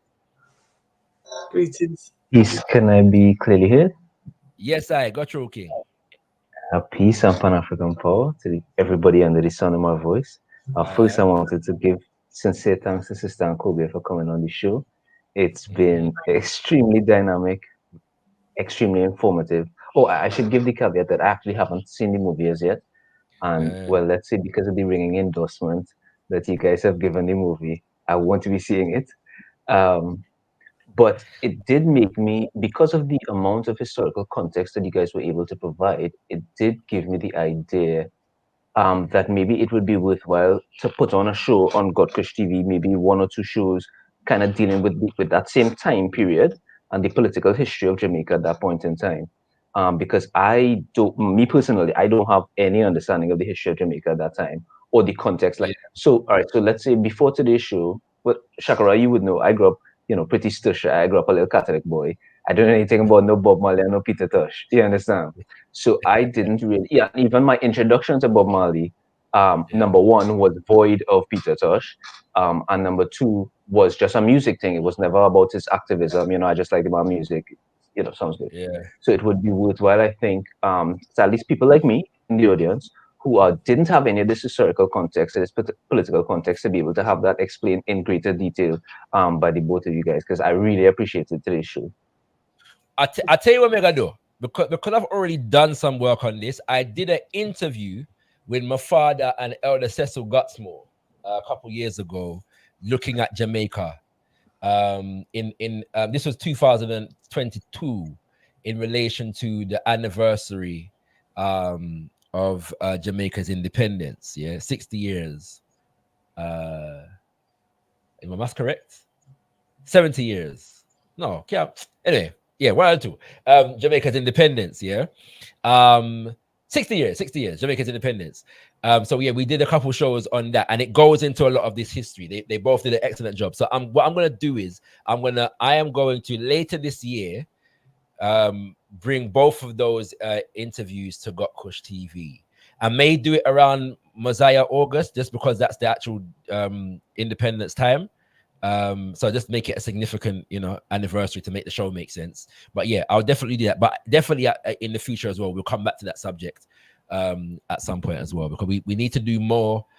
One of the things that I'm going to do more of is history of the quote unquote post-colonial, which might more probably be called neo-colonial histories of our various different African and Caribbean nations, because we need to understand our current context even more. So one of those that I'm going to be doing on that subject is, as you know, Imhotep is Trinidad. So we're working it out at the moment. So please stay tuned. Yeah. Giving thanks. Right, family. Did you have a response to that, Sister Ankhobia? No, you said everything. Yeah. Give thanks. Bigging up Nadia in the building. So me feel good anytime you about, yes, I would love that too. Some more shows on historical context. Give thanks. Stay tuned. We will definitely bring it to you. I think that the combination of Brother Leader and Cecil Gutsmore, they're becoming favorites on gotkushTV. I've done a couple shows with them combined, and they seem to complement each other well, and the audience seem to love them. So and it's not necessarily deliberate now, it's just like God. But I should say though, definitely we're gonna have some stuff with Elder Cecil by himself at certain points as well. Very, very good political analyst he is. So big up yourself, Nadia. Anthony says, yes, it's a brilliant production. Thank you, Sister Ankhobia. I'm not sure if he's talking about this show or the resurrection of Marcus Garvey or whatever else, but whatever you're talking about, you tagged, Maribontos says Bob Marley take the term one love from Marcus Garvey. We did go into that earlier. Sister Ankhobia broke down that particular context. So giving thanks. So the name of the game is, if you want to come live right now, click the link. The link is in the chat. It's also pinned to the top of the chat. You can also vote in the poll in terms of what you rate the film out of 10, and we're going to read the results of that poll at the end of the show, which I'm going to put a time limit on it now, sis. Can we say 15 minutes? 15 minutes. Yeah. That's cool. 15 minutes. All right. So 15 minutes, family, because if you're not telling them that, then we'll wait till 12 o'clock. Yeah, and I'm saying, if you come and click the link and come through on all these things. All right. So family, we've got 15 minutes left in the show. So it's I think speak now or forever hold your peace. And comment now or forever hold your peace. So if you want your comment read out, please at gotkushTV. And if you want to come and interact live with I, myself and Sister Ankhobia, please click the link that is pinned to the top of the chat right now. We hope that we have provided some knowledge, information, and inspiration for you so far. Oh, Sister Ankhobia, we're not dealing with it yet. We're not dealing with Chris Whitetail yet, we have to deal with Chris Whitetail before the thing done. Very important. Very important. Very important for deal with Chris Whitetail. So go ahead, sister. Let's do Chris Whitetail. Go on, through. Okay, a very, very important figure in the Bob Marley story, and someone we should understand from not just an entrepreneurial aspect and a marketing genius that some say he was, but from the historical, we've got to go back to who is this man who is his family. His family start in Jamaica as Jews coming across from Europe, engaging in the slave trade. If I'm correct, I'm sure I heard it was at the time when they were trying to put an end to the slave trade. The late 1700s. Yeah, he died in 1812, I believe it is. Yeah, but the family were pushing for their entrance into it. And that's how they began to make their money, from the sale of your ancestors, my ancestors, our ancestors. That's very, very important. Again, when trying to understand any person, persona Babylon puts before you, always seek out the history of who this person is, because he's often presented. He's the white savior in the film. He's the, Bob, we need to get your foot looked after, Bob, and this cancer's spreading, and you got to get Bob. Oh yes, Bob. Yes, we need to, come up with this new female, put the money on the table. He's the white savior in the film. So it's very important to understand who is this man's history and what role has he played in Jamaica. I call him one of the untouchables. Because in Jamaica, there are certain untouchables, certain people you don't talk about, certain people you don't even mention their names. Certain people can research and go near, and he is one of them, because Jamaica is controlled. It's a small group of families that control Jamaica. People think, well, why has, you gave birth to Marcus Garvey, you gave birth to Bob Marley. Why is the country still this way? Because we don't understand the power dynamics of how that country is run and shaped, and who's doing the shaping. And now his family, the amount of money that Chris has made from Bob Marley's legacy can feed him for all when he's dead in his grave. His children, grandchildren, great-grandchildren, and great-grandchildren are going to eat in a way that you and I could never eat from that legacy, let me tell you. Yes, I It's important that we understand who he was and who is he. How did other Jamaican artists like Lee Scratch Perry see him? Lee Scratch Perry sorry, brother, you going to say something? No, go ahead. Lee Scratch Perry referred to him as the vampire, the bloodsucker.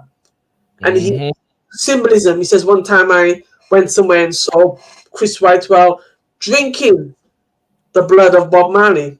Now it's Blackwell, but Shakavar is going to tell you why people say Whitewell.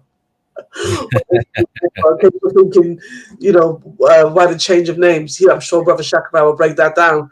But you see, when Bob died, there's some controversy. And the controversy is that Bob did everything. He was at the brink of getting back all of his publishing rights, everything from under Chris Whitewell's arm, so to speak, from his company, to make Bob more independent and in control of his musical legacy, his albums and everything. Don Taylor, in this book, Marley and Me, goes into great detail, actually, to explain. I know there's some controversy around this book because people say that, there's some lies in it. But I think it's still worth reading and examining. He says Peter Marley sold back the rights. She put everything back into Whitewell's hands. It was the opposite of what Bob wanted. So he's saying in a way that Rita sell out Bob. That's what he was trying to say. I personally disagree, because I think Rita was put in a very I don't know what went on with that. None of us are going to know what went on contractually behind the scenes. We know she had 35% of the estate, and then everything else some went to the children, and then to the record companies, who I think it's EMI now, who owns Bob Marley's music worldwide. But the point is that Taylor says that had she not done that, there would have been a lot more money coming to the table now for the children and other family members. But because she didn't, there's not much say they have. If you notice, Ziggy was the spiritual consultant in the film. Wasn't a director. He was whatever that is, a spiritual consultant, which is like, it's like one of those tongue-in-cheek kind of roles. Just medical something, make him feel good. Spiritual consultant. Yeah, that kind of a thing. Yeah. I was gonna say that the image and likeness and name of Bob Marley at the moment is that the Bob Marley estate is like a licensing company. So in order to use that name and that image, you have to go through them, and it's that they kind of license out the rights, yeah, to create certain things around his name and his legacy and so on and so forth. Yeah. So and I'm not even sure if that's correct in the literal sense in terms of the Bob Marley estate is in fact a licensing company legally speaking, but that's the function that it seems to play at the moment. I'm just going to embellish upon what you just said, Sister Ankhobia, as far as Whitehead, and just to explain, Whitewell and so the man's name is actually Christopher Percy Gordon Blackwell. Yeah, Whitewell is what Peter Tosh named him. Yeah, you know, he want to take the black out time name, nothing good knowing him, so him say Black White well, yeah, and then White Hell, I believe, is either Peter Tosh called him that at one point, or that's my father's remix of Peter Tosh's remix, if that makes sense. Yeah, that's what the thing got, right? So I'm just gonna say this here. So as we see here, and he was depicted in the film, is a Jamaican British former record producer and founder of Island Records. Yeah, Island Records is and look here, you can see here that Island is owned by Universal Music Group. Yeah, very important. The Babylon system of the vampire, blood and sufferer. All right. One of Britain's great independent labels. Yeah. So let me see now. So he started Island Records based upon there we go. Right. So on his only in his early 20s, Blackwell formed Island Records in 1958 with a startup investment of $10,000 provided by his parents. Yeah. And whilst he was doing this as well, he got $2,000 a year from his mother. Yeah. During this period whilst he was doing this. And he also, I believe it was £18,000 he got as a birthday gift as well at one point whilst he was doing all this stuff. Yeah. So who, as Sister Ankhobia was talking, who is this man's family? And where them get so much money from to give man 10,000 for startup, 2,000 a year, and 18,000 at another point. So Christopher Percy Gordon Blackwell was born on 22nd of June 1937 in Westminster, London. The son of Joseph Blackwell, an Irish member of the family responsible for Cross and Blackwell, which is a British food brand, yeah, established in 1706. Yeah, that's another. So my man come from money, but and Blanche Lindo Blackwell, yeah.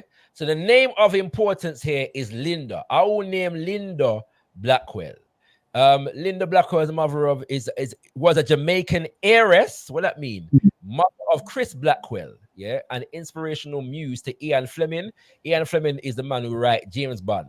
Yeah, and for those who don't know, him write it in a Jamaica. A lot of those things he wrote in Jamaica. Yeah. So Blanche Lindo was born 9th of December 1912 in Costa Rica. The second daughter, third child of 4 to Percy Lindo. So I will name Percy Lindo now. Percy Lindo was a Jamaican banker, planter, industrialist, and member of the Legislative Council of Jamaica. Percival Henriquez Lindo, nicknamed Percy, was born on September the 30th, 1877 in Falmouth, Jamaica, to Frederick Lindo. I will name Frederick Lindo. Frederick Lindo was a Jamaican merchant, yeah, publisher, and member of the Legislative Council. Frederick Lindo was born in 1821 at Green Park, Kingston, to Abraham Alexander Lindo. I will name Abraham Alexander Lindo. Abraham Alexander Lindo was a Sephardic Jewish Anglo-American merchant planter. After the French government defaulted on a $560,000 debt owed to Alexander Lindo, Abraham Lindo was responsible for liquidating his father's assets in hope of stabilizing the family's financial situation. So all on them, make we go into this little further. I'm going to read a snippet now. There's one paragraph from a book called The Jews of 18th Century Jamaica. And we see the name Lindo over here. So this is the time, bear in mind, the late 1700s, early 1800s. This is the time when Haiti is rebelling against enslavement, against the French, the British, and the Spanish, particularly the French, because they were the ones who were the primary colonizers of the island at that time. That's just a little bit of... And also, France is also at war intermittently with Britain as it stands at that time as well. We're going to read from here. Alexander Lindo, 1742 to 1812, was perhaps the most notorious Jamaican slave trader, absentee planter, and moneylender at the end of the 18th century. He was among Jamaica's top 4 slave traders in terms of volume sold as a partner in the firm Lindo and Lake, and the proprietor of Lindo's Wharf in Kingston. Lindo routinely advertised in the Jamaican press for large public sales of slaves. Although he strived to be a London absentee, which means an enslaver or an owner of a plantation who lives in London and has a manager in Jamaica, and to that end left Jamaica in 1795. Lawsuits and debts compelled his return. Back in Jamaica, Lindo was an important figurehead of the community who regularly attended meetings with the Jamaican governor, i.e. the colonial government working on behalf of the British Crown, seemingly to consult on matters related to French imperial ambitions. The point being made here is that Chris Whitehall is the inheritor of money that is derived from wealth, that is derived from the enslavement and colonization of African people.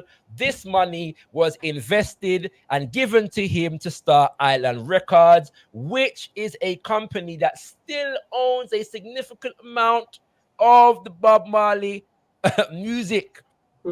Yes, today. All right.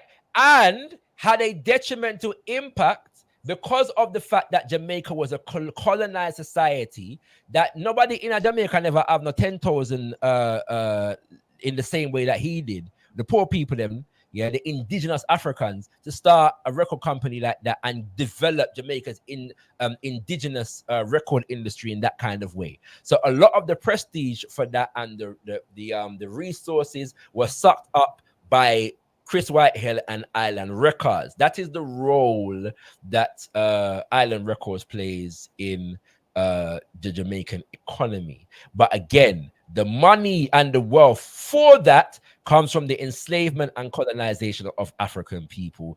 We have to be aware of this. Thank you, Brother Shakra. Absolutely excellent, fantastic breakdown. And it's so important for us to be aware of this because it's blood money that was used to start Island Records.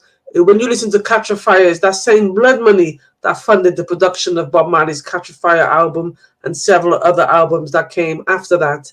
And the role he played in exploiting Jamaican artists. I saw an interview with Bunny Wailer and Chris, and Bunny took him to task, but he got out of it because he was saying, look, that didn't have nothing to do with me. I gave everybody this, that, and I sold the company. It's no longer in my hands. You have to take up with the new owners.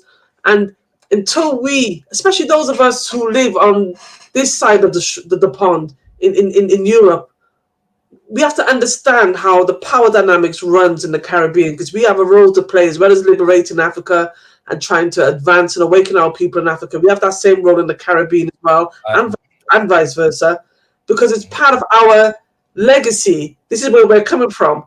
So we have to do our ancestors a justice to say, hold on, some of these same people are running and controlling and still controlling the narrative of how we see ourselves and our history to this day. What are we going to do to put a stop to that? Or are we going to continue to allow these hidden hands in the background weaving and bobbing and shaping everything?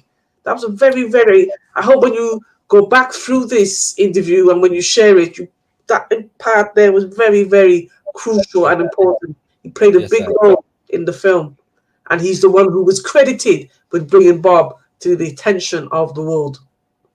Giving thanks, Sister Ankhobia. We're wrapping up here, but somebody just come through late, and because of who it is, we have to just bring him through because we can't deny him. Nat Nai, we're in the UK now, Kings and Queens, by way of Sierra Leone. Nat Nai. Shakara, big up Shakara. Yes, King, how you doing? I'm blessed. I'm all to be grateful to be joining you for a few seconds. Aye. Go ahead. And greetings, Sister Ankhobia. Ankhobia. This has been really good breakdown. Give thanks. But basically, when that breakdown that you just did, Shakra, is imperative, is key. It's key for us to know, because the ownership thing is a real issue, and it's kind of like in the film they depicted the bit where, you know, that bit where Rita confronts Bob. You mentioned it earlier, and you highlighted it as a disrespect, as you should, right? Yeah. The truth of the matter is that Peter Tosh and Bunny Wailer weren't prepared to go to certain things and make certain compromises that Bob was. The thought process is like, well, Bob, by going through those doors, got the exposure. The flip side of that, though, is the ownership issue. So I saw this interview with Rowan Marley a little earlier, where he was saying basically after Bob died, they were broke. They didn't have no access to his wealth. So his sister and Rita had to fight for it, to get it. This is a problem that we're having with all of our global superstars that do compromise on that level, the ownership aspect. And what's even more deep about the Chris Blackwell? Do you know about Sonny Roberts? Sonny who? Roberts. No. The first black man in Britain to have a studio. Oh yes, yes. I not deeply, but yes. Go ahead. Yeah, record label and recording studio. Yes. He inspired Chris Blackwell. It was him that Chris Blackwell took the blueprint from. Yeah. I've heard of his name, but I've never read around his story or anything, if I'm honest. Yeah, like I only learned about him because of Nubian Jack. Nubian Jack revealed the plaque last year. That's the only reason why I learned about him. And then they had quotes, and I think Chris Blackwell sent a quote or whatnot, or Chris White, hell actually, as I like how you spin it. Put the like saying that this is the man that basically opened him up to Island Records, but as you were saying, he don't have the access to a 10,000 at that time, which is basically 100,000 today. So we have to really in the analysis look about how we can protect our cultural assets. 100%, King. 100%. You've just raised another point that brings something else to me. You know, whenever people talk about Bob's sojourn in London during that period of time, you never get his relationship to the black community in London. Like we was here, just what I'm saying. In fact, the year before that, there was riots in Notting Hill Carnival, and West Indies cricket did come and mash up England, and you know, and that kind of different thing. Like he was in 1977, so there was a strong black community that was in a state of uprising against, you know, the system over here. Probably they even saw him in Birmingham at dances. Right, you know what I'm saying? You know, so yeah, that you never get, and they didn't portray it in the film.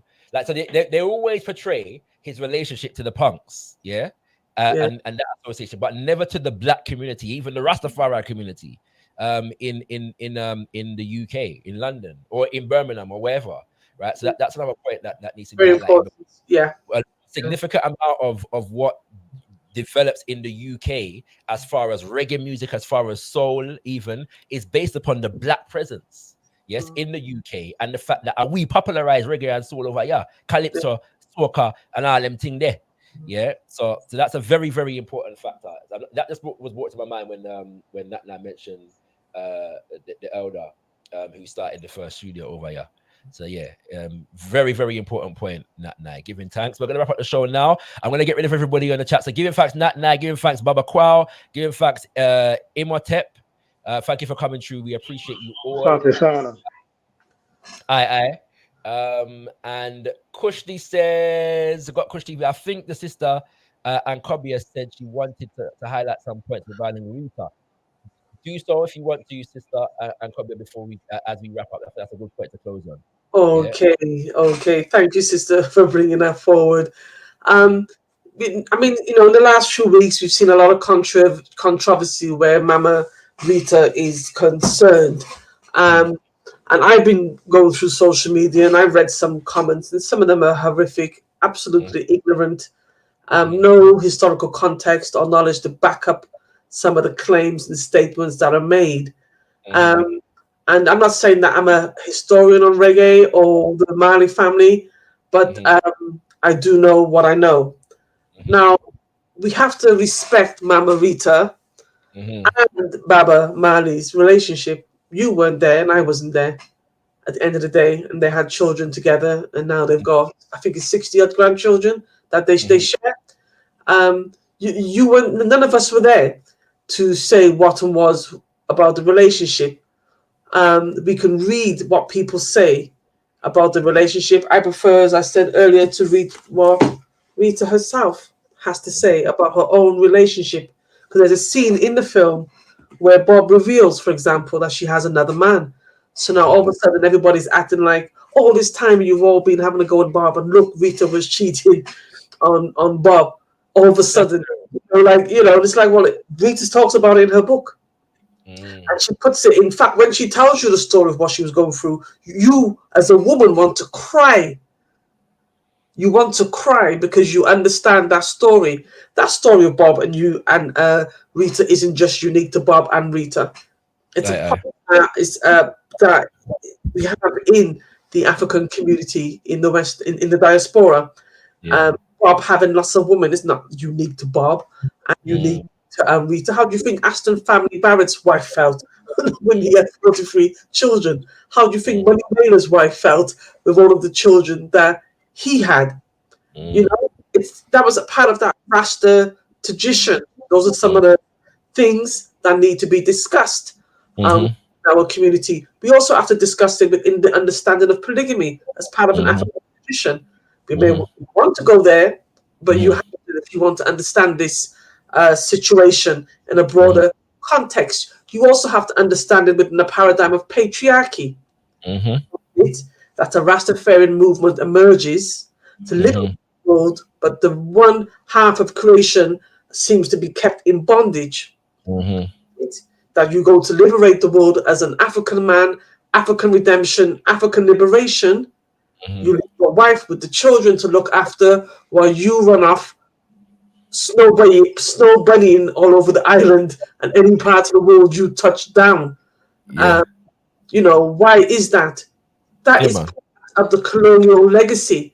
Many people around, it's not only just about outside of polygamy now, it's not just about that's part of the black man's nature, Solomon's order. That is bucking.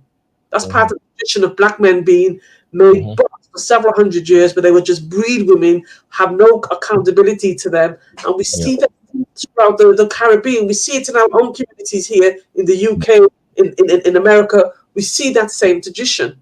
You see, so people having a go at Rita was just in it for the money. Please read her story. Read her book and put yourself in her shoes. And think of your own mother being in that situation, your own grandmother being in that situation, your aunties being in that situation, your sisters in that situation. Think of what it's like to grow up as a black woman, to be called Blackie Tutsi, to be mocked because of your dark skin color, and you're in a revolution with your husband whilst being among your children together and his outside children. And then anytime your story gets to be told, you've got to share the platform with a European woman. Tell that story, which you're the one who was the bedrock. You were there from the beginning to the end. The last person to see Bob Marley when he transitioned this earth was Mama Rita. He didn't die in front of her. She just left the room, she said, to get some carrot juice. When she come back, he'd literally just gone. But she was there throughout. Don Taylor tells you in the book when he's saying to Bob, divorce Rita. Because he says, even though Bob had all these other women, even though Bob was aware that Rita had this other man and Bob went to fight the man, Bob wouldn't leave Rita alone. He was so possessive of her. You see it like that in the film when Bob says, what did you expect? Did you think it would be any other way? Some people say, oh, Bob went and bleeded. She went and had a child with another man. And blah. Again, there's a whole dispute. Because there's a whole dispute about that, which has nothing to do with us about whose child it is from whose child it isn't, because Bob accepted the child as his. So whether you like it or not, that's just the way it is. In the same way, some people say Damien Marley's not Bob Marley's son, but Bob accepted the child as his, whether you like it or not. So that's the fact as far as the situation is concerned. But she's right. Put some respect on her name, her legacy. If it wasn't for Rita Marley, I'm telling you now, we wouldn't be here having a discussion about Bob more than likely. She kept his legacy together. There are many Rasta men who didn't have wives, who once they died, Jacob Miller, Peter Tosh, these men didn't have the women who could come forward and uphold their legacy and foundation and bring all the children and everybody on board and having the Rasta movement at their necks, left, right, and center for financial resources. I agree, sis.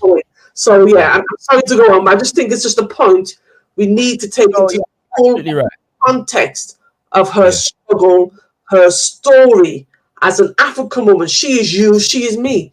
She's Shakara's mother, Shakara's auntie, she's his grandmother, and the same with all the other brothers listening to this broadcast. So she's part of our story. Their story, their relationship struggles is the struggles we go through every day in our relationships and our I agree, sis. And I think that we can definitely say that one of the things that the children were trying to do with this is vindicate the name of their mother. And I can understand why. I've grown up with the narratives, of people trying to slate Rita Marley. And what they do is they make this they put this juxtaposition between her and Cindy, and make Cindy an angel and her a demon in the dynamic, and it's very, very destructive. I've heard a lot of people say that Rita Marley, she's not perfect, she's not an angel in this situation. Wherever I'm sure she has her flaws. Bob was no angel either. Right? You know what I'm saying? In fact, nobody in the situation was an angel, right? So I don't know why the fact that Rita Marley, whatever she done wrong, the fact that she seems to take the rap for a lot of whatever has gone wrong and what is ever negative in the situation is a deliberate thing as far as I'm concerned. And we need to be more mindful of it, and we need to be more considerate about her position and her experience in that whole dynamic. Most of the people that I find critique know very little about Rita Marley. They act like Bob was a perfect individual and this was the Jezebel who did try to thief off the legacy. One thing though that you can say about Rita Marley that I noticed very young, no matter where the pity them come from, they all had access to their father's legacy one way or another. All of those children, to a significant degree, know each other and have relationships because of a woman named Rita Marley. That should be obvious. Yes, that should be obvious to anybody who's actually looked at this thing. So again, that's not to say that she's never done anything that we might consider, boy, Rita. But everybody in this situation has done something that we would consider in that kind of way. Bob's looking is just one affair they said that she had. I would have given the whole one factory. I'm trying to say, I don't understand how the man can give one all over the world and she have one boyfriend at Jamaica. They do the same thing with Queen Mama Namzamo, Winnie Mandela. Yes. Saying, some boyfriend where she's supposed to have round about the place. The man was in prison for 27 years. None of us could deal with our spouse being in prison for 27 years and we not take something about the place once or twice. Reverse, Nelson Mandela would have had a lot of children. And let me tell you something else. Exactly. Let me tell you something else. Choose Mandela, that's all true Soweto, sir. You know what I mean? Let's share something else. If Rita Marley, as a Rasta woman, had dared to go and sleep with a white man and have children from him, Rita Marley would have exited this planet before Bob did. Let me tell you that's the truth. I'm not asking. I'm telling you, that's how it would have gone down. That would have been a no-no in then times. As a Rasta woman, what? The double standards are unbelievable. But well, that's another discussion for another day. We have to readjust the balance. Yeah, we have to readjust the balance. That is the point, right? And so whenever we critique, we have to critique and analyze in context, not out of context. Just plug that book there, because I know you were saying that that's a very good book to read on, Bob. Everyone should get this book. You don't see it. I don't know why it's so hard to get. Bob Marley, Lyrical Genius, by a Ghanaian writer, Kwame Dowles, who used to live not far from Bob in Hope Street. I'm telling you, this book is brilliant. The things he reveals and breaks down, he goes through every song Bob Marley did and the context to every song. Because he's a historian, he just gives you some wonderful information and details you'll never find anywhere else. It's well and thorough researched. It's an excellent, excellent book. And I don't know why we don't see it. He got an actual Forward Poetry Prize for this. Came out in 1994, but it's phenomenal, absolutely phenomenal. It's a must-have for your library. Whether you're into Bob or not, just even for Black history, it's a must-have. Give thanks to Ankhobia. Please plug your social media, your website, any place so people them can find you. Because people them want to know where them can find you. You know what I mean? So. YouTube. Check me out on YouTube. Just Ankhobia. As you see my name on the screen, it's the same way, Ankhobia. That's where you can find me. I've got a few things tucked away coming forward soon. So keep your eyes open for that. And I don't do much on IG and Facebook these days because I'm so busy in the background doing other things, trying to get them to the forefront. But certainly, if you go onto my YouTube channel, there's 99 shows up there, lots of information. I've got loads and loads of things to bring forward. Some interviews I've done with Shaka Ra's father from all the way back in 1999 that I still have to release. So yeah. Family, give me some black power fist in the chat if you have gained something from this show. Knowledge, information, inspiration, eye candy, whatever it is, just give me a black power fist in the chat if you have gained something from this show. We are hosting this show on the 21st of February, which is the anniversary of the assassination of Omowale Malcolm X. We have released 2 pieces of programming earlier today in honor of the great man and his legacy. So do check that out. And we just want to rise up his name, the name of Mama Betty Shabazz and the entire Shabazz family as we wrap up this show. Look out for an Amos Wilson tribute coming on the 23rd of February in honor of Amos Wilson's birthday. We want to say a big thank you to Sister Ankhobia for joining us on this particular review and analysis. Oh, let me check out the poll. I'm going to end the poll now, and I've ended the poll, and now there we go. So the results of the poll is that the top percentage is 29% gave it a 6 to 8 rating, 27% gave it a 1 to 3 rating, 24% gave it a 4 to 5 rating, and 18% gave it a 9 to 10 rating. That was off of 61 votes. And so that's more or less even. That's more or less even as we got through that one there. What's your rating, Sister Ankhobia? Out of 10, 4. And I'm gonna join my sister in the 4 rating right there. So Kings and Queens. So now you know. We thank to all those who took part in the poll. We give thanks, and yeah, no doubt we're gonna get Sister Ankhobia on again soon for something else. But we give thanks for you, my sister, and your continued work. I give thanks to you, brother. I give thanks for gotkushTV. You are absolutely phenomenal as a young man. I've known you since you were so high, and to see you've come up. You are a wonderful example of African manhood. You are very much needed, not just in the UK, across the entire diaspora. Your voice is needed. Your level of intelligence is, and your integrity is second to none. And I just wish you every success as you go forward and continue to do what you do. You're an absolute blessing to all of us and an honor to your wonderful family. Give thanks, Isaac. Give thanks. Ashe.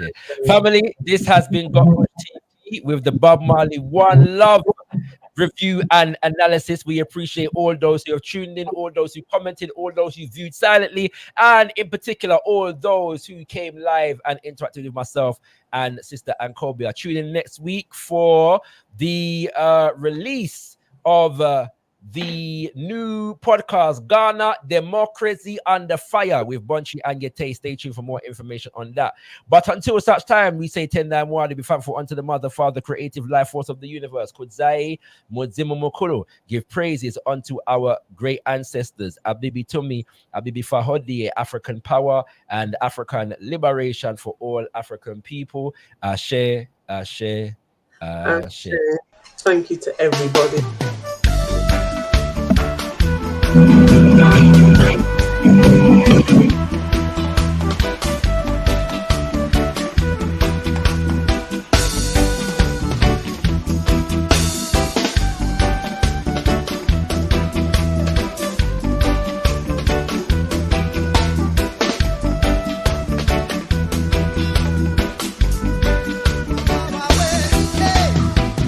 Africa unite, Africa unite, yeah. Africa unite, 'cause we're moving right out of Babylon and we're going to our father's land. Yeah, how good and how pleasant it would be before God and man to see the unification of all Africans. As it's been said already, now let it be done. I'll tell you who we are under the sun. We are the children of the Rasta man. We are the children of the higher man. Africa unite, Africa unite, yeah. Africa unite, 'cause we're moving right out of Babylon